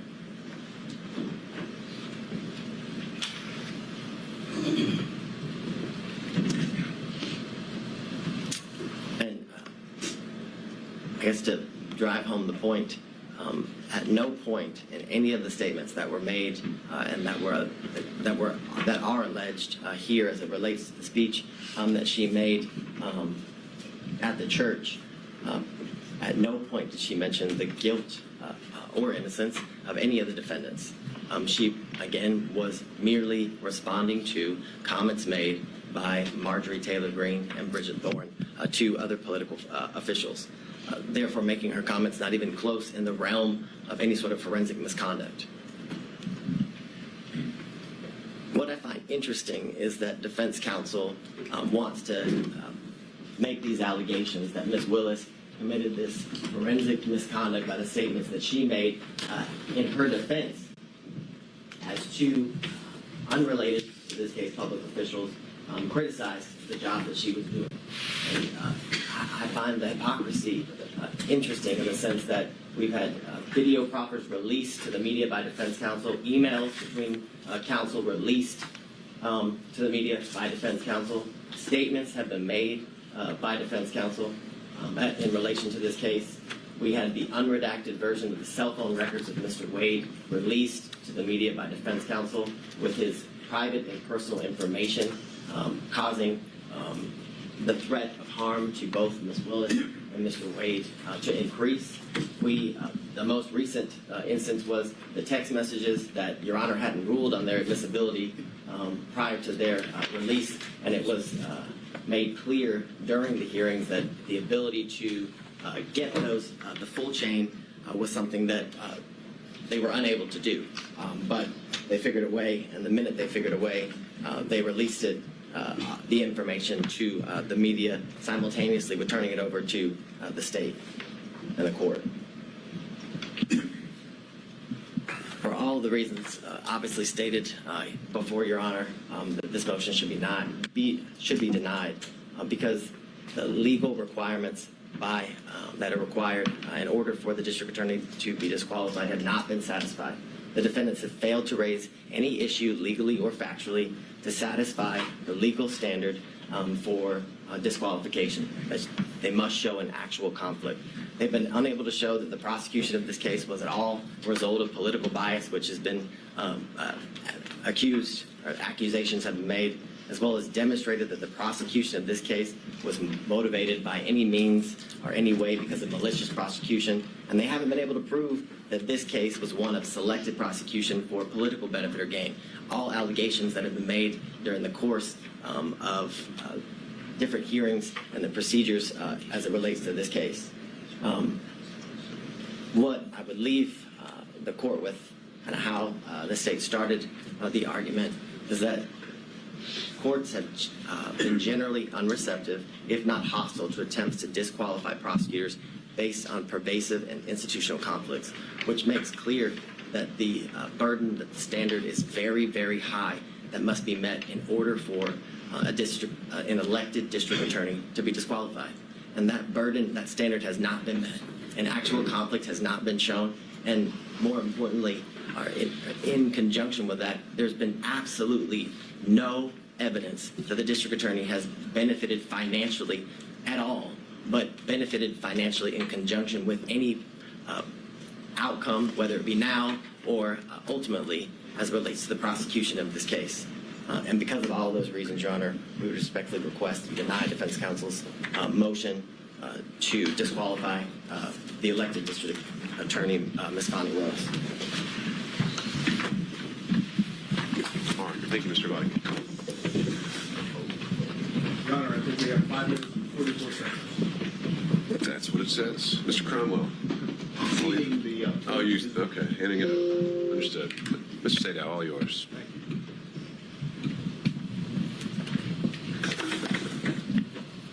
I'm going to do rebuttal, specific rebuttal. One, state somehow makes an argument that we should have asked Mr. Wade questions about his relationship and his communications with Mr. Bradley when they objected over and over and over. And Wade's counsel objected over and over and over, claiming that everything that Bradley was told by Wade was attorney-client privilege. Your Honor made determinations thereafter to Bradley. We didn't get the opportunity to call Mr. Wade back to the stand. So to claim that you can't impeach him because you didn't ask him when they objected to us asking him obviously is a false position to take, as disingenuous as it can be. Now, if the court wants to open it up, we'll be more than happy to call Mr. Wade back to the stand. But as the record stands, there could be no confrontation of Mr. Wade when both his counsel and the state are arguing that it shouldn't be done. Second, let's use a little common sense here. Forensic misconduct received about 2 minutes worth of discussion. The rest of it is all on conflict. Forensic misconduct dealing with the way the state wants you to have it is if you don't accuse someone or you don't say that someone's guilty. Yeah, assuming you can impugn someone's character to the degree that constitutes forensic misconduct, why is that? I'm sorry, say that. Here. Assuming you can impugn someone's character to the degree that it constitutes forensic misconduct, I think that I guess the state's primary position was that they weren't talking about you at the church. Right. And if you go listen to it and watch it, it starts off by saying, why does Commissioner Bridget Thorne and so many others, and then it refers to they attack him for being black. They attack him, not anyone else, just they attack the black man. They're not talking about Miss Thorne or Marjorie Taylor Greene. They're talking about us. And you know how everybody knows that? Because not a single story from the media reported anything other than Fani Willis accused the defense and defendants of being racist. Now here's the common sense part of this. If you follow the state's position on forensic misconduct, Fani Willis could all day long talk about race. She could say the defendants, I'm not saying they're guilty or not guilty, but they're racist. They're racist. They're racist. And according to the state's position on forensic misconduct, that wouldn't be a problem. Obviously, that makes no sense whatsoever. The issue here that we've dealt with on forensic misconduct is not simply the church speech. It's why she did it, how she did it, calculated, and all the other things that we talked about with the testimony of Wade and Willis in this case. Let's go to the relationship issues and the cell phones briefly. No one knew that there was a relationship between Wade and Willis, according to Wade and Willis. Not a soul was ever told that they were dating or that there was an intimate relationship, ever. They concealed it from all parties, from Daddy. Daddy didn't even know they had a relationship. Suggest that somehow in the beginning of 2021, January to whatever it was into April, that they couldn't have met in Hapeville. They didn't meet anywhere that would allow the public to see them. That's the reason why they were meeting at Yearties, because no one else was ever there. Remember the testimony? Who else was there besides Mr. Wade and Miss Willis? Both of them agreed. No one ever went there except them. They didn't go to where Daddy was in Miss Willis's house because Daddy was there and Daddy would know. No other prosecutors knew. No one knows except who? The one person that knew was Bradley and Yearty. Yearty was best friend at that time with Miss Willis, and Bradley was the partner of Wade. Now, the only way that the only way that Bradley can walk away from the, at very little time, so I'll skip that. Let's go to something. Motive. That's an issue. Whose motive in this case is the strongest? Fani Willis, Nathan Wade. Because if they testify truthfully on every point, what happens if the relationship started before November 1st? They get disqualified. Who has the best motive of anyone to lie? They do. Who has the most at stake to lie? They do. Who wants to stay on this case for whatever the financial reason may be? They do. And All right. Thank you, Mr. Sano. There it is. All right. Thank you, everybody. I think has been very much made clear by the argument and the made today is that there are several legal issues to sort through, several factual determinations that I have to make, and those aren't ones I can make at this moment. And so I will be taking the time to make sure that I give this case full consideration it's due. I hope to have an answer for everyone within the next 2 weeks. Until that point, if there are any other issues that come up, council can reach out, and we'll have an order posted on the docket. Thank you all. We're off the record.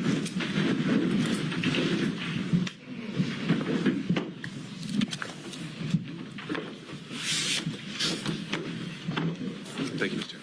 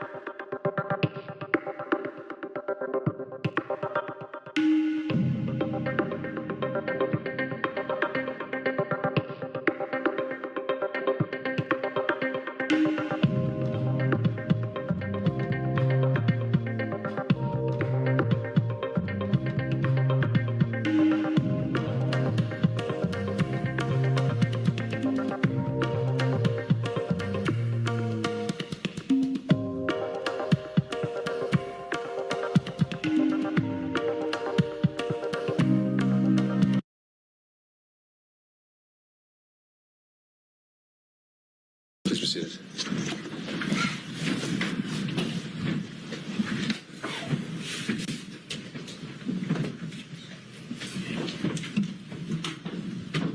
All right, we are back on the record with 23 SC 188947. If we could have counsel starting with the state identify themselves for the record for the purpose of today. Adam Avati for the state, Your Honor. All right, and in order of the styling, let's start with former President Trump. I think we have Mr. Sadow on Zoom. You do, Your Honor. Good afternoon. Steve Sadow for President Trump. We waive his presence, and I believe Ms. Little is also on Zoom. And Okay, thank you, Mr. Sadow. On behalf of Mr. Giuliani. Alan Stockton on behalf of Mayor Giuliani. I think David Lewis and John Esposito may be on Zoom as well. And we waive his presence. There we go. On behalf of Mr. Meadows. Your Honor, Jim Durham on behalf of Mr. Meadows, and he waives his appearance. Thank you, Mr. Durham. On behalf of Mr. Clark. Harry McDougall, Your Honor, and he also waives his appearance. Thank you, Mr. McDougall. On behalf of Mr. Chile. Good afternoon, Your Honor. Richard Rice, President Court. Chris Anilowitz is on Zoom, and Mr. Cheeley waives his presence. Thank you. On behalf of Mr. Roman. Good afternoon, Judge Ashley and John Merchant, on behalf of Mr. Roman, and he waives his presence. All right, on behalf of Mr. Schaefer. Greg Gillen and Anthony Lake on behalf of Mr. Schaefer, and he waives his presence. On behalf of Mr. Floyd. Morning, Your Honor. Good afternoon, Your Honor. Chris Kucherov and Mr. Floyd. We also waive Mr. Floyd's appearance. Thank you, Mr. Kucherov. And on behalf of Ms. Latham. Anybody here on behalf of Ms. Latham? All right, I know before we'd had Mr. Cromwell, and I had not heard anything from him. I don't know if any other parties have as well, but Your Honor, I believe Mr. Cromwell is in a deposition in South Georgia. That's all I know. all right. There's a Zoom participant, Mr. Cromwell. Looked like he joined. Okay, that's helpful to know. Mr. Cromwell, can you hear us? All right, well, we'll keep an eye on that to see if he does join us, and we'll take it up as it comes.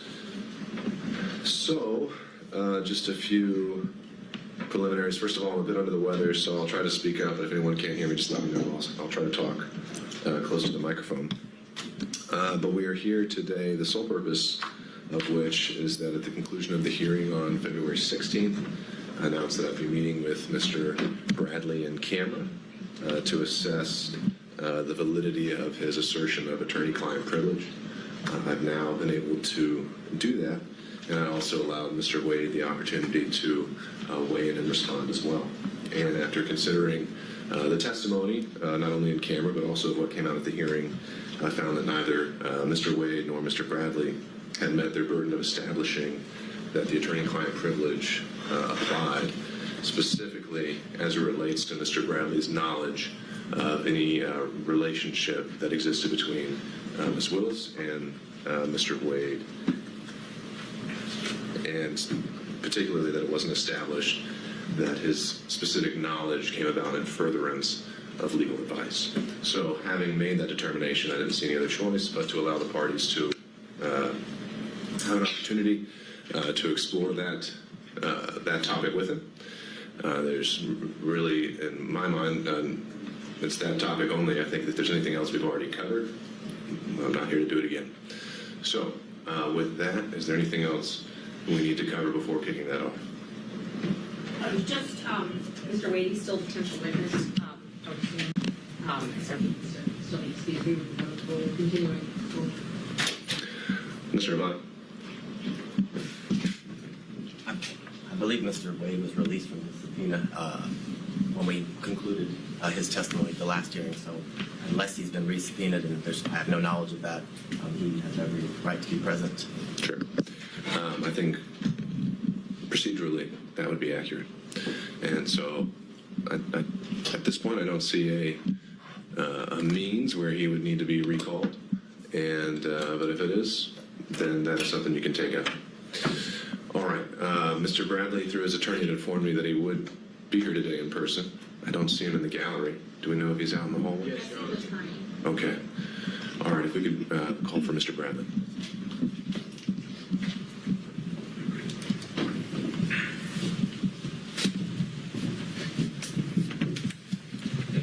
Judge, would it be permissible to sit in the jury box? That's fine. Thank you. All right, Mr. Bradley, Deputy Scott will swear you in again.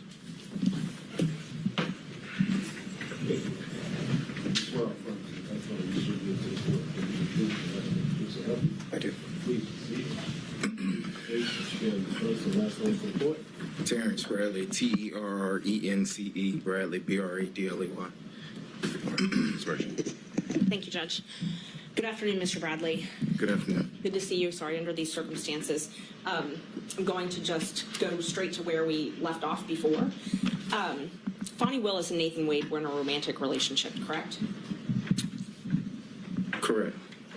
And it began at the time that they were both municipal court judges, correct? Objection, Your Honor, based on privilege.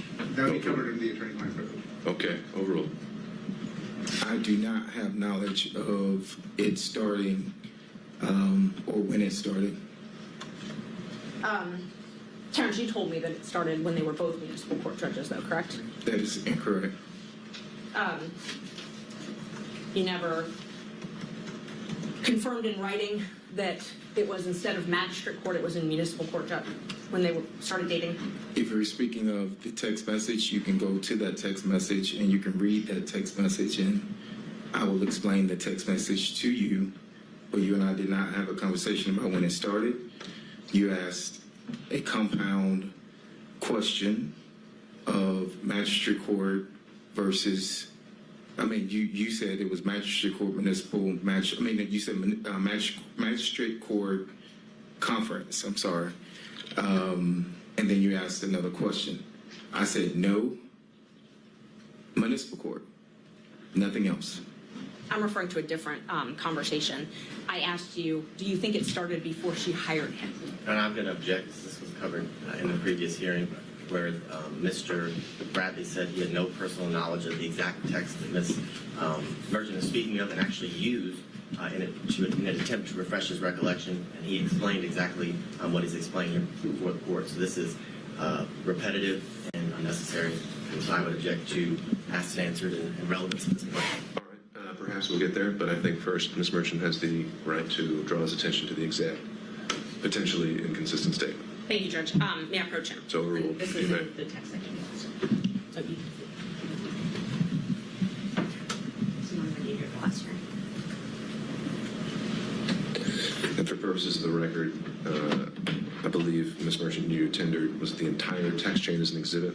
I only tendered a few of the texts, but I did give the state their courtesy copies last time of the exhibits. Was this one tendered? This one was not tendered. All right. And I'm happy to tender it. Well, we'll just take it as it comes. Whatever you. We're at, I think we're at 39. I will wait to mark it, but I think we're at 39. May I approach it? You may. Thank you.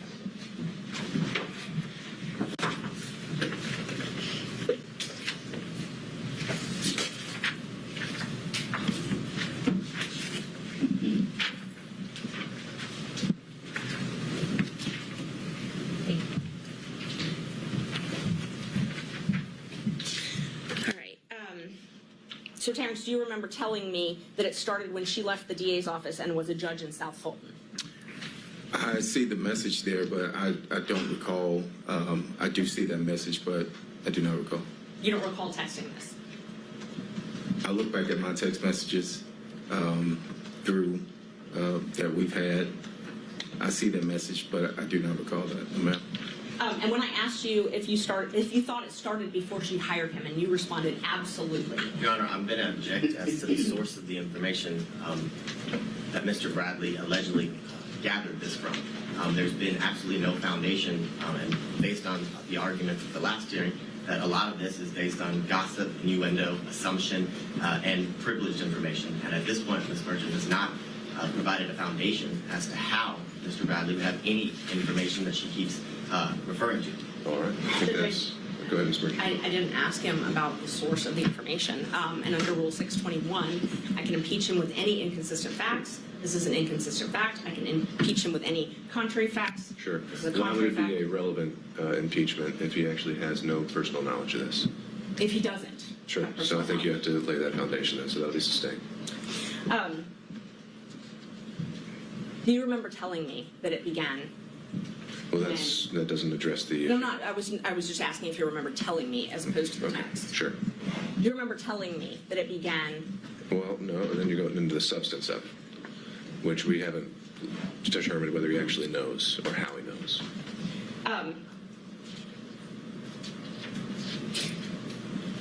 You told me. In fact, you corrected me when I said magistrate court. You corrected me and said it was municipal court. Do you remember that? Same objection, Your Honor. This is the exact same issue, right? Well, I'm asking if he remembers that. He hasn't answered that question yet. Right, but the relevance of whether he remembers it isn't established until we know how he remembers it or why he knows it. If that makes sense. I guess not. Sorry. How he knows it? I'm just asking if he told me that. Right. So I wasn't asking how he knew that. I wasn't asking the source of that knowledge. I was asking if he told me that. Sure. That was it. But that's the point, is how he knows it. Right. The source of his knowledge, the statement contend is hearsay because it's gossip and innuendo, which is what was indicated the last hearing. Well, it may not be hearsay, it may not be gossip. We haven't really gotten there yet. We don't know how he knows what apparently he's telling her. I think we need to figure that out before we can go any further. Yes. And if the source of the information is a witness who testified, then it's not hearsay. So when did the relationship start? I cannot answer that. When was your first knowledge of the relationship? Objection, Your Honor. He's already answered that question multiple times today. He said he has no idea the timeline or when it occurred. That was one of the first questions that Ms. Merchant asked. I didn't ask when. I asked his first knowledge. He testified he has knowledge that they had a relationship. I asked him when he first got knowledge of that. Okay, so if the question is when did you first get knowledge, I think we can start there. That was the question. Yes. All right. Thank you. When did you first get knowledge of their relationship? I've said over again that I didn't have any personal information where I could personally say when it started. I've said that time and time again. So I don't know when the relationship started. And that wasn't my question. So my question is, when did you first gain knowledge? I didn't ask the source of the knowledge, didn't ask you to comment on the validity of the knowledge. I asked when you first had knowledge. We'll get to the how, Mr. Abadi. So I'll note the objection overruled. You can answer that. Just for the record, and I appreciate your honesty, but he said he has no personal knowledge, so it's clear he had to gain the knowledge, not from hearsay. He could have gained it from Mr. Wade. Well, I mean, most of us learn things from hearsay. The question of whether it's admissible, right? And that's what we've got to get to. So. I apologize. When did you first get knowledge? I'm not qualifying what type of knowledge. I'm just asking when you first knew about the relationship. I don't know how to answer that. I mean, so I can't give you a date if you're asking for a date. If you're asking me how did I get the knowledge, it would have come directly from a client. Right. So help me understand. I think you say you can't answer that question. You don't know the date. So that's the answer to the question. But I said that 5 minutes ago. We have to make it clear. Yes, sir. Next question, Ms. Merchant. So you don't know the specific date? No. Do you know can we narrow down the timeline? Did you gain knowledge in 2019 of this relationship beginning? I'm going to object to this line of questioning as he said he does not know when he gained the knowledge. He doesn't know the specific date. That's fine, Ms. Merchant. I think I'm overruling that. I think we can try to see if he can narrow it down based on goalposts. Thank you. 19, I would probably say no. I mean, I don't have anything that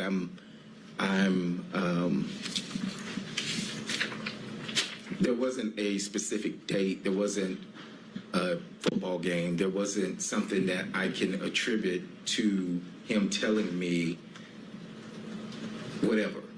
And so you're asking for a date, you're asking for a year, it's still a date. And at this time, I am telling you that I do not have the date. Let's try this then. So you received a contract from Ms. Willis January 2021, correct? Can I see the No, Yes, yes, I think so. Exhibits are, I think, okay. I think if it was from the exhibits, I think it was 21, yes. And I don't want to belabor the point, you did those Yes. when you were here before. Yes. If those documents that you looked at last time, Yes, said January 2022, that's, okay. 21. I'm sorry, 21, you're right, thank And you. it was, I think, renewed in 22. It was, yes. So the contract date was, that we have in the record is January 25th, 2022. So using that date, at that point, had they begun their romantic relationship? Of 2022, January 25th, 2022. 2021, I'm sorry. When you got your first contract?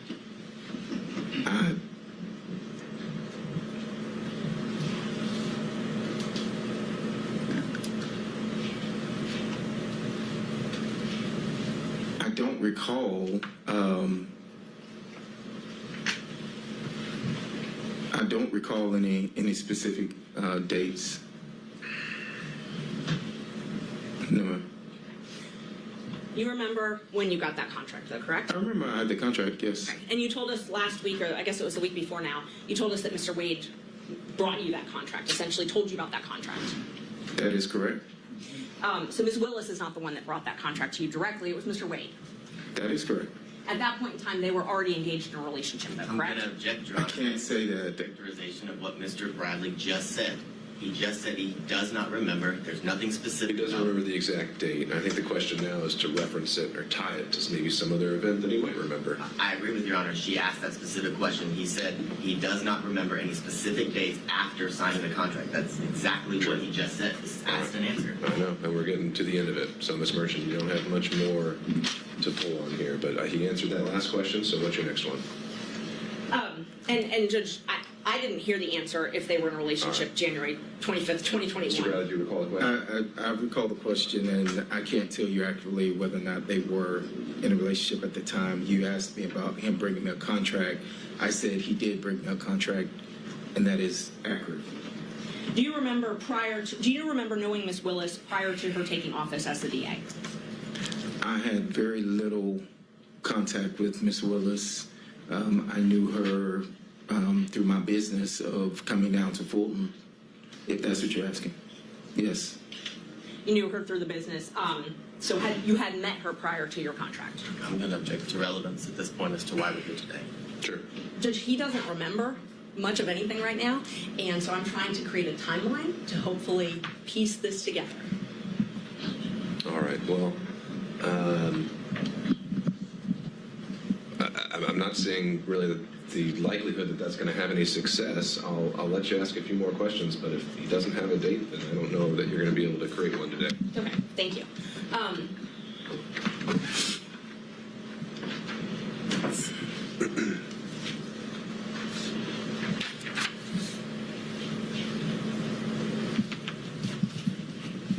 So the time that you had this contract from January 2021 until January 2022, did you come in and out of the DA's office?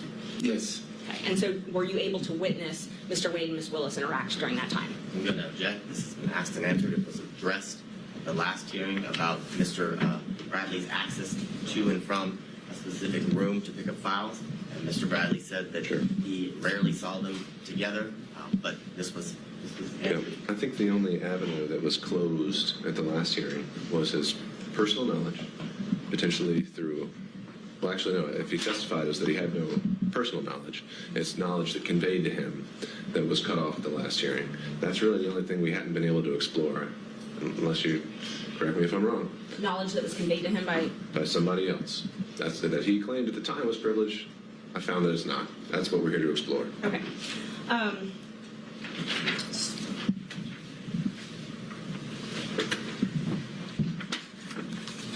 Do you remember telling me that not many people knew where they met? I'm going to object as to relevance, as to his personal knowledge, which is what 602 requires. Yeah, we're back to the same point, Ms. Merchant. His personal knowledge is what I'm asking him what he told me. But he hasn't yet told you how he knows that. And so, unless he can establish why he should be testifying on this at all, then there's no relevance. And I don't know how he knows that. That would be Then ask him. that would be the next question. But Ask him how he knows it. I first have to establish that he said that. No, you don't. You could go the other way around. When you told me that it started when she left the DA's office and was a judge in South Fulton, Where did you gain that knowledge from?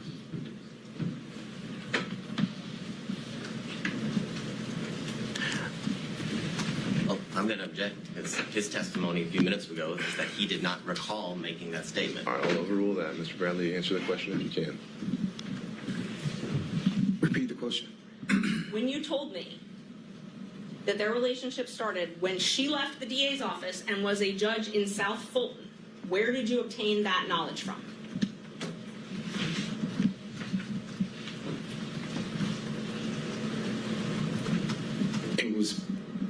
I was speculating. I didn't have a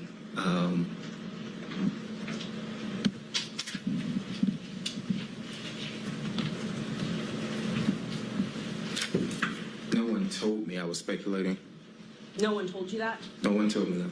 You were speculating based on things that had been told to you or things you had observed? So I'm going to object as to the nature of this line of questioning because the witness has made it clear he was speculating as to how or what he knew.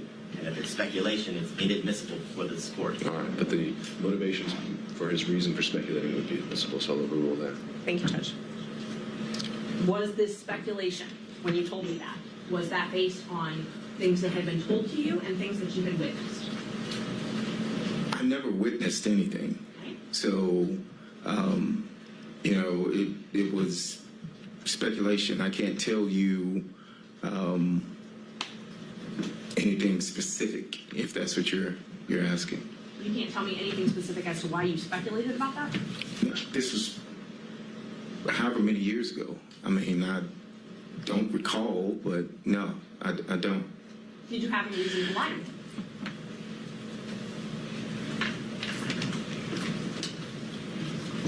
I don't know if speculation is lying, but Well, let me just show me where in this text it says you're speculating. you didn't ask me if I was speculating or guessing. I didn't ask you, but tell me if it says anywhere here that No, this is it didn't. speculation. If this is the same one that you just showed me, it does not. And you're welcome if you need to look at your text.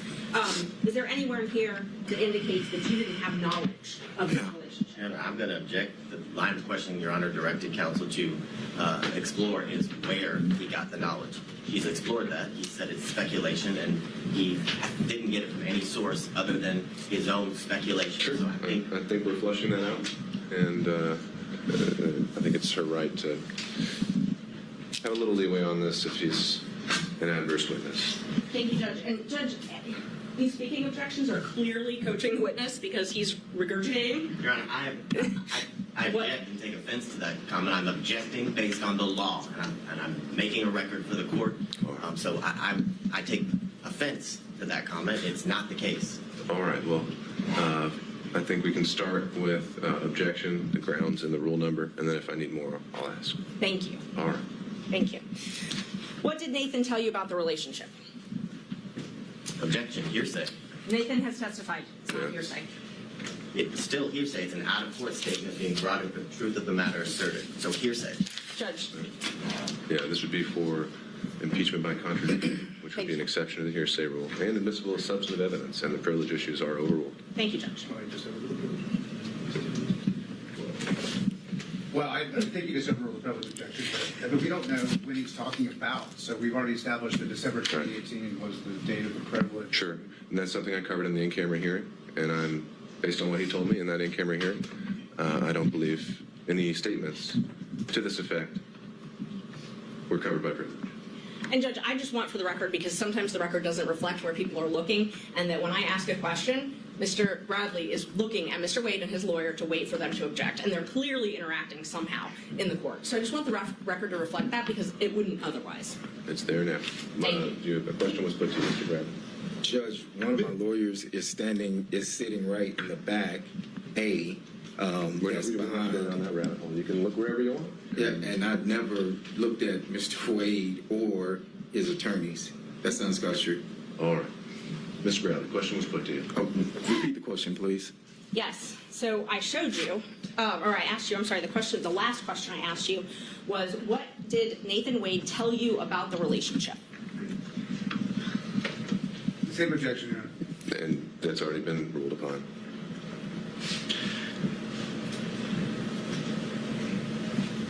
I recall him stating that at some point they were dating. I can't tell you what date that was. It was made in confidence. We were in the back of our office. Our offices were the only two in the back. There was no one else present. That is all I can tell you at this time. One time? One time. You only had a conversation with him one time about the relationship? Objection, asked and answered. No, I think that's a clarify for their own sitting cross. Ms. Merchant. I do not recall any other time that he mentioned that they were in a relationship. No. Give me that. Okay.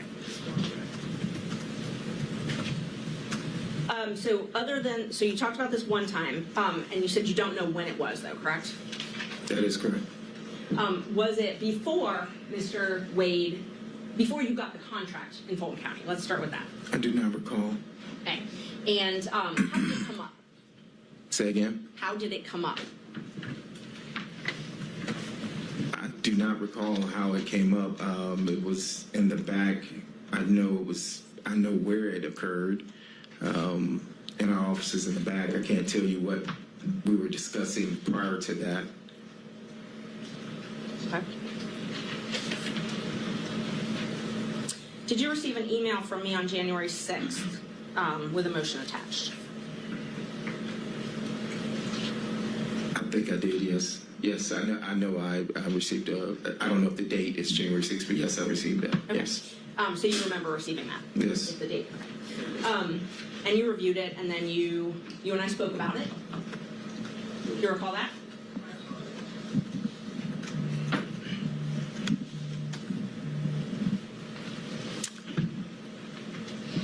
Did we speak over the phone, or are you saying through a text? That's what I'm asking you.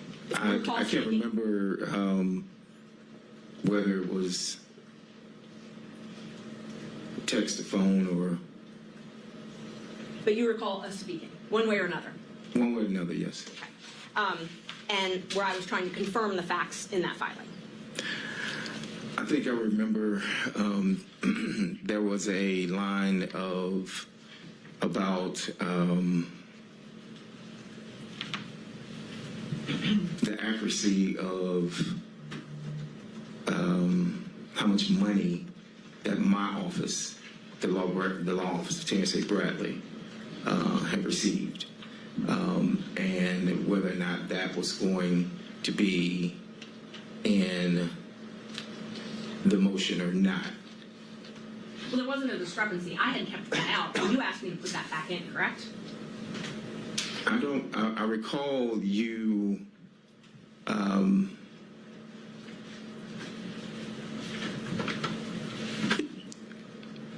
that may be accurate, yes.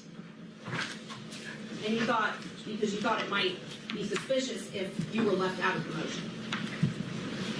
No, I think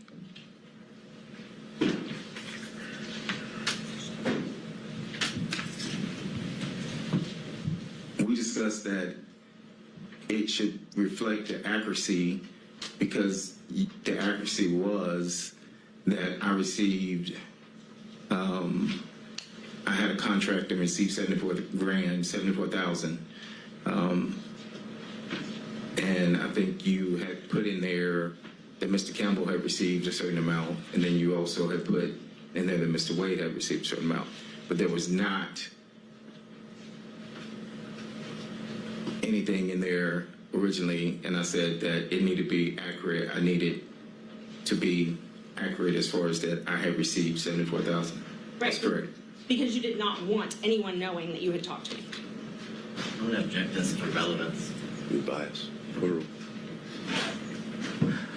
I wanted you to be accurate as far as the accuracy of our message or your filing. Okay, so that was your interest was in accuracy in the filing.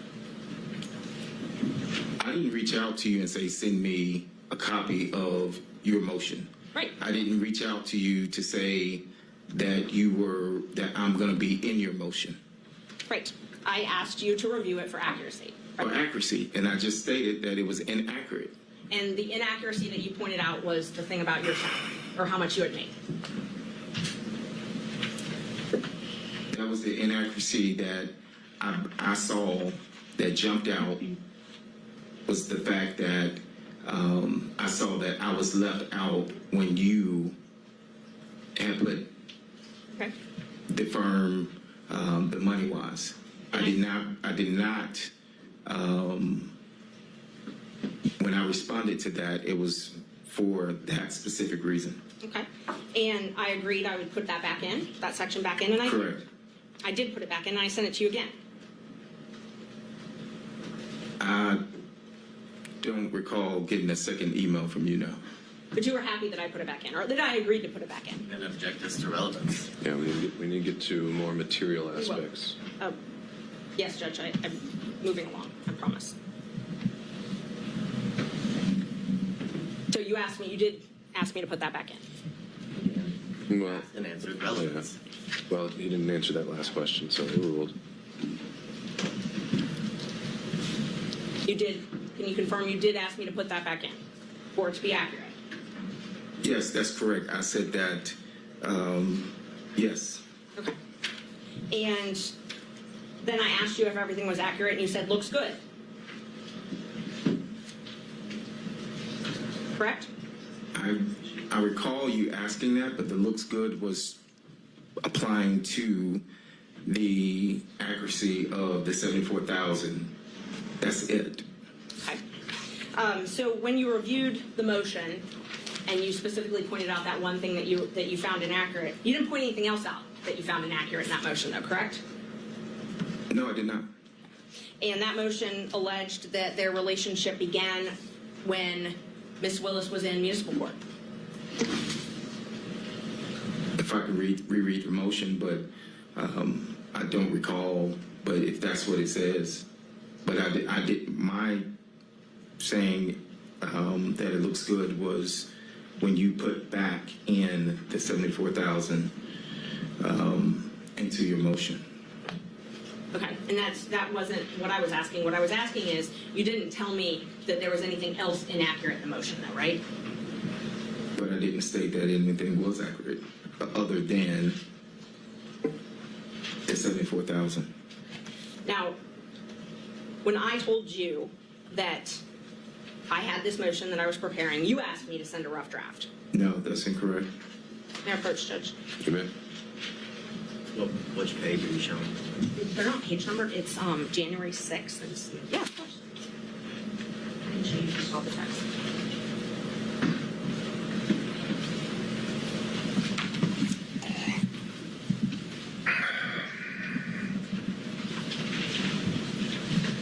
Let me look and see if this refreshes.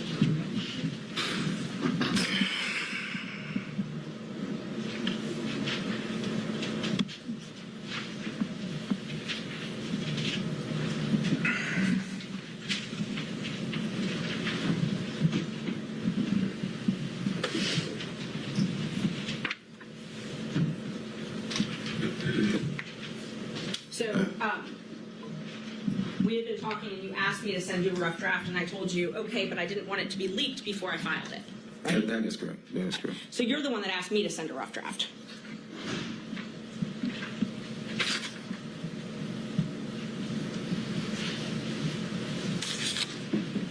Yes, that's correct. Yeah, yes, that's correct. And that was at 10:08 on Saturday, January 6th.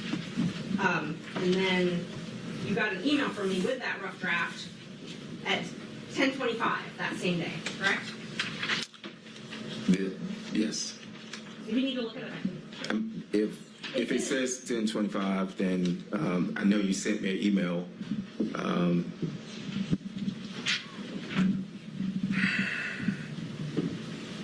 Why he's looking at it, I'm going to object this to ask the name. We've been through the fact that he sent him a copy of the motion, whether he specifically said rough draft or not, and then asked about the accuracy. He's explained his answer, and I object to ask the name. So.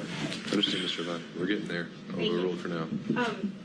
And then I responded when we were talking about that footnote that we were just talking about. I said I took it out, but I can add it back. And you said yes, add it back. You remember that? I answered that, yes. And then I said, anything else? Anything that isn't accurate? And you responded, looks good. You recall that? Let me see the, Of course. And there, I don't know where the exhibits are that were admitted.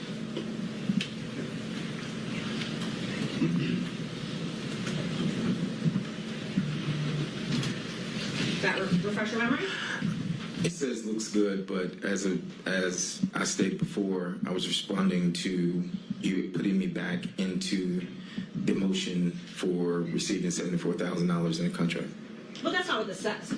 This says, you said yes, add it back, and then I said anything else, anything that isn't accurate, and you responded looks good. So you weren't responding to put it back in. Your Honor, I'm going to object. This is not his motion. He wasn't the affiant of the motion or verified with. Overruled, Mr. Body. I'm just talking about his personal knowledge, Judge. I've said twice. Overruled, Mr. Body. I've said twice that the looks accurate was, or I've said more than twice, was for the $74,000.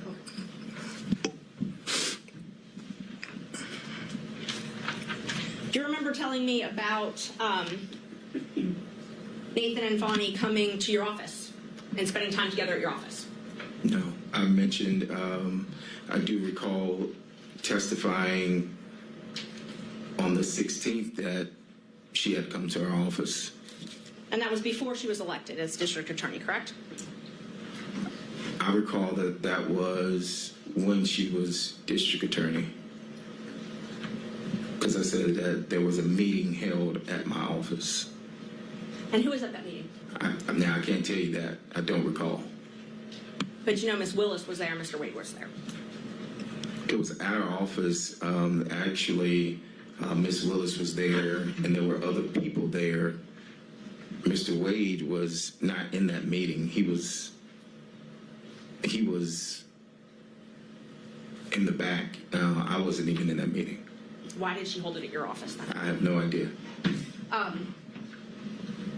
You also remember telling me about them spending time together at her law office before she took her job.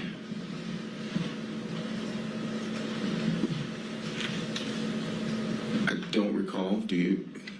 I don't recall. Do you have something to? Well, what I'm asking is, let's back up a sec. So Ms. Willis rented a law office from the Evans firm, or Andrew Evans and another lawyer, I think Stacy Evans. You have knowledge of that, correct? No, I'm going to object to your saying. Well, How does he know the information? That would be the correct question. okay. Ms. Merchant. I don't really know even how to respond to that. Hearsay. I'm asking if he knew that she rented Yeah, offices. he may have been there. He Right. may have seen a business card or something at some point. I think you can answer that. I've never been to Miss Willis's office when she was in private practice. I've never dealt with where she rented. I didn't even know where her office was. So, Do you remember, though, knowing that she rented an office yes. from the Evans? Yes. You did know that? That is correct. Yes. Okay. And do you remember telling me that Mr. Wade and Miss Willis would rendezvous at that office? I'm going to object to, again, hearsay as to how he knows that information. He said he has no personal knowledge. And He did not say he has no personal knowledge, Judge. He hasn't even answered it. No, he said in general he had no personal knowledge, so it's not been established the source of how he would know this because he said he's never been to her office. All right. Ms. Merchant, if you, I know you're trying to impeach him by a prior inconsistent statement, but unless you can first back up and show why each statement is actually something that you have knowledge of, I don't know if this is going to be relevant. And Judge, I'm not even there yet, but again, a speaking objection, and so now I anticipate what our response is going to be next. I didn't ask anything that was objectionable, but these objections are coaching the witness. I asked if he had knowledge. That's it. I didn't ask, did someone say this to you? I didn't ask, what did this person tell you? I asked if you knew. Well, no, you're asking if you had knowledge, and then you say of something specific. So, Once I get an answer to that, if he has knowledge, then I will follow up with where that knowledge came from. all right, well, let's try again. So my question is, do you have knowledge of them meeting at that office? Objection, foundation. Okay, all right, overruled. Do you have knowledge of them meeting at that office? I have no personal knowledge, if that's what you're asking. I didn't ask that yet. I asked if you have any knowledge. Objection, that would be hearsay. Overruled. Not if it came from Mr. We Wade, don't know where it Judge. came from. So he said, how do you know, Mr. Bradley? How do you know? Any knowledge that I would have received would have come from my client at the time. Okay, so you had knowledge of this place that Ms. Willis worked. What did you know about them meeting at that office? Objection, hearsay. It's not hearsay, Judge. Wouldn't be how he knows it, and then you ask the next question. All right, he's already asked the next question. Can you repeat the question? Yes. How do you have knowledge? What knowledge did, well, you just told us. You told us Mr. Wade told you. So tell us what Mr. Wade told you about Ms. Willis and Mr. Wade meeting at the Evans office.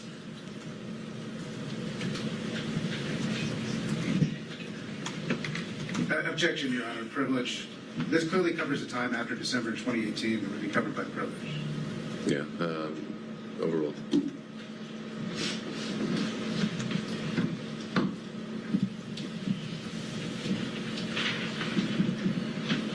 Do you recall the question, Mr. Bradley? I do not. You re-asked the question, Ms. Merchant. What did you learn from Mr. Wade? I was clarified that's where you learned it from. About Mr. Wade and Ms. Willis meeting at the Evans office together.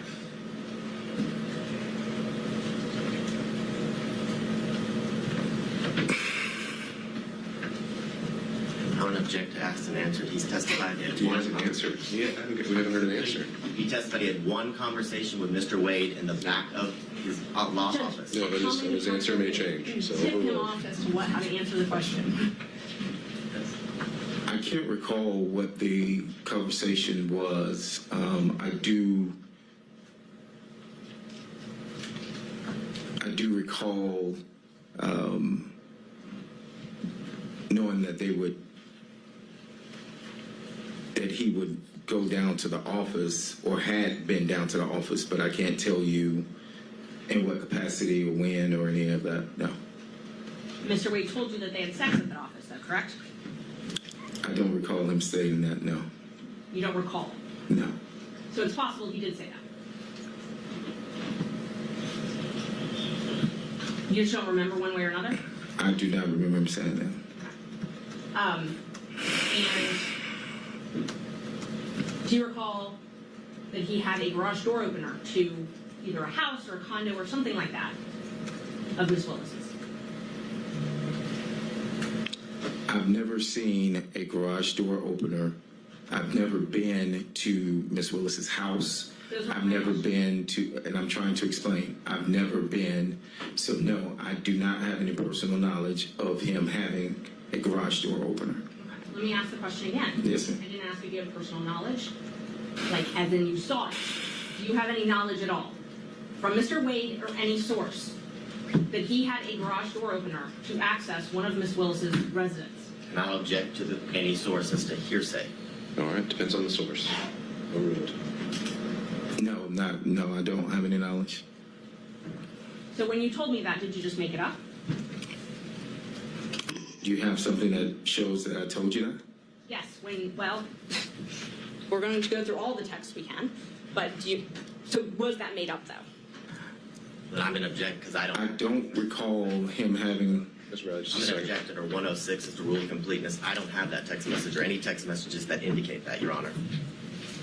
And I don't have, if it was a text, we had that conversation. I actually think it was when he was on speakerphone and Mr. Merchant was there, but I'm not sure. But I mean, if I'm asked to qualify exactly where that's from, I would. Okay, so rule of completeness would be if you need to introduce other text to show the context. If you're saying you haven't seen a copy yet, then I think Ms. Merchant needs to do that before you can And I don't decide have, the next step. and that's what I was asking him. If that was something he just remembers making up. If he doesn't, then that's fine. But She referenced text messages and started to go into her packet of papers. Sure. That have text So you don't messages. have a text message to that? I don't. I would need some time to look through, and I don't remember if I have a text to that or if it was during a conversation. It was one of those. All right, well, And I'm- he has now said that he has no knowledge, so on to your next question. Okay. Did Mr. Wade tell you about the trips that he and Miss Willis took? No. Do you have any knowledge of the trips that he and Miss Willis took? Objection, hearsay. Overruled. I do now. Okay? But you did not before this proceeding? I did not know until you text that you found that in the deposition of his divorce. I mean, not deposition, but something from his divorce. Okay? And when you responded, doesn't surprise me, they took many trips to Florida, Texas, California. Those are your words, though, right? I'm going to object as to relevance. He said he did not know, and he actually learned from Ms. Merchant the information. He said he learned about certain trips from Ms. Merchant. Okay, you can tie it down, but Thank you. we'll He see. had no information on any trips that Ms. Willis and Mr. Wade took. That he learned it all from Ms. Merchant. That was his testimony. Sure. Judge, I'm Maybe allowed. the conclusion we reach. I think she's going to ask more than one question, though. All right, Ms. Merchant. And if Judge, just so we can be clear, if he said more than one version, that's all relevant. We're allowed to talk about the different versions that he's told. All right, I've overruled the Thank objection, you. Ms. Merchant. Do you remember telling me that it didn't surprise you that they took the trips that I found in the divorce file because they took many trips to Florida, Texas, California? And then you told me that they took the trip to California when she moved her daughter there because she failed out of FAMU. Do you remember that? I don't recall that, but if I don't recall. Okay. Judge, may I approach? Sure. You may. It's in one of the ones I gave you.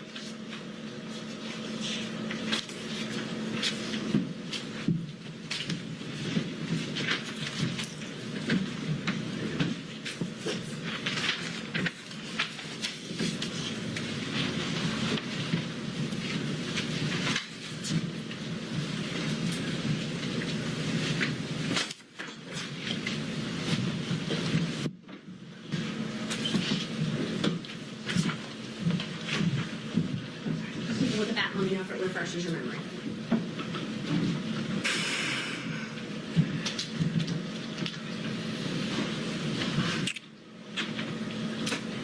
So when that, Just first let me know if that refreshes your memory. yes, Okay. yes. So it's true that you told me that they took many trips to Florida, correct?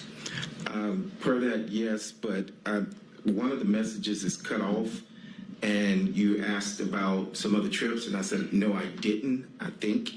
And that was specific to, at the top of that, it says, no, I didn't. Yes. And so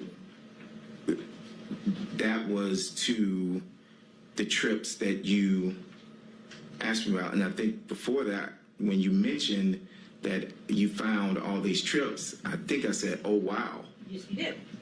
And You did not know about all the trips that were taken, and you qualified it. You said, no, I didn't. When did it happen? And then the next text, which I can get, or you can look at your phone, or whatever refreshes your memory, you said was after you left, after the firm was dissolved, I'm correct? going to object to relevance. Overruled. It was after the firm, the trips that you said, no, you didn't know about. You told me those were after your firm had dissolved, correct? I think you mentioned that they were after I left, maybe, or whenever you found them. And I said, no, I didn't know about those trips, so. So you believe I mentioned that it was after you left? I'm quite sure you have the text message, and I will refresh my memory. Is it easier for you to refresh your memory with your own phone or with my printouts of screenshots? Well, you have the printout, so. I know, but Judge, the reason I'm asking is because I'm getting objections that I've cut things off, and it's just the nature of how you have to print out screenshots. So in order to avoid that, I'm happy for him to refresh his memory with his own phone, if that would be, Well, I don't know if he's accepting your offer or not, so you're would that be easier for you? You can just provide the documents. Okay. Let's see.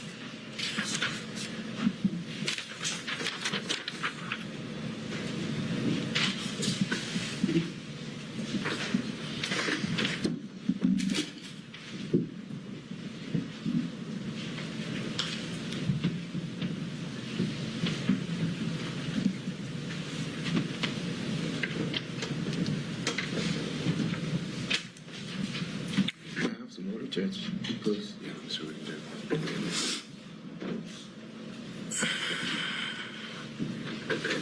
Sorry, Judge, I'm just trying to pull out all of the messages that you may need. All right. Well, I don't really see At some point, we're reaching the cumulative point where we don't need to go through an entire 6-month text chain. You're making the point that he'd made some comments to you along the way that led you to believe he had more knowledge than today he's testifying that he had. And so if you've hit the high points of that, then I don't know what else we can cover that actually moves the needle. Okay, I'll move on to the actual trips then. So you told me that they took many trips to Florida. That refreshed your memory. You told me that. Was that based on your knowledge from Mr. Wade?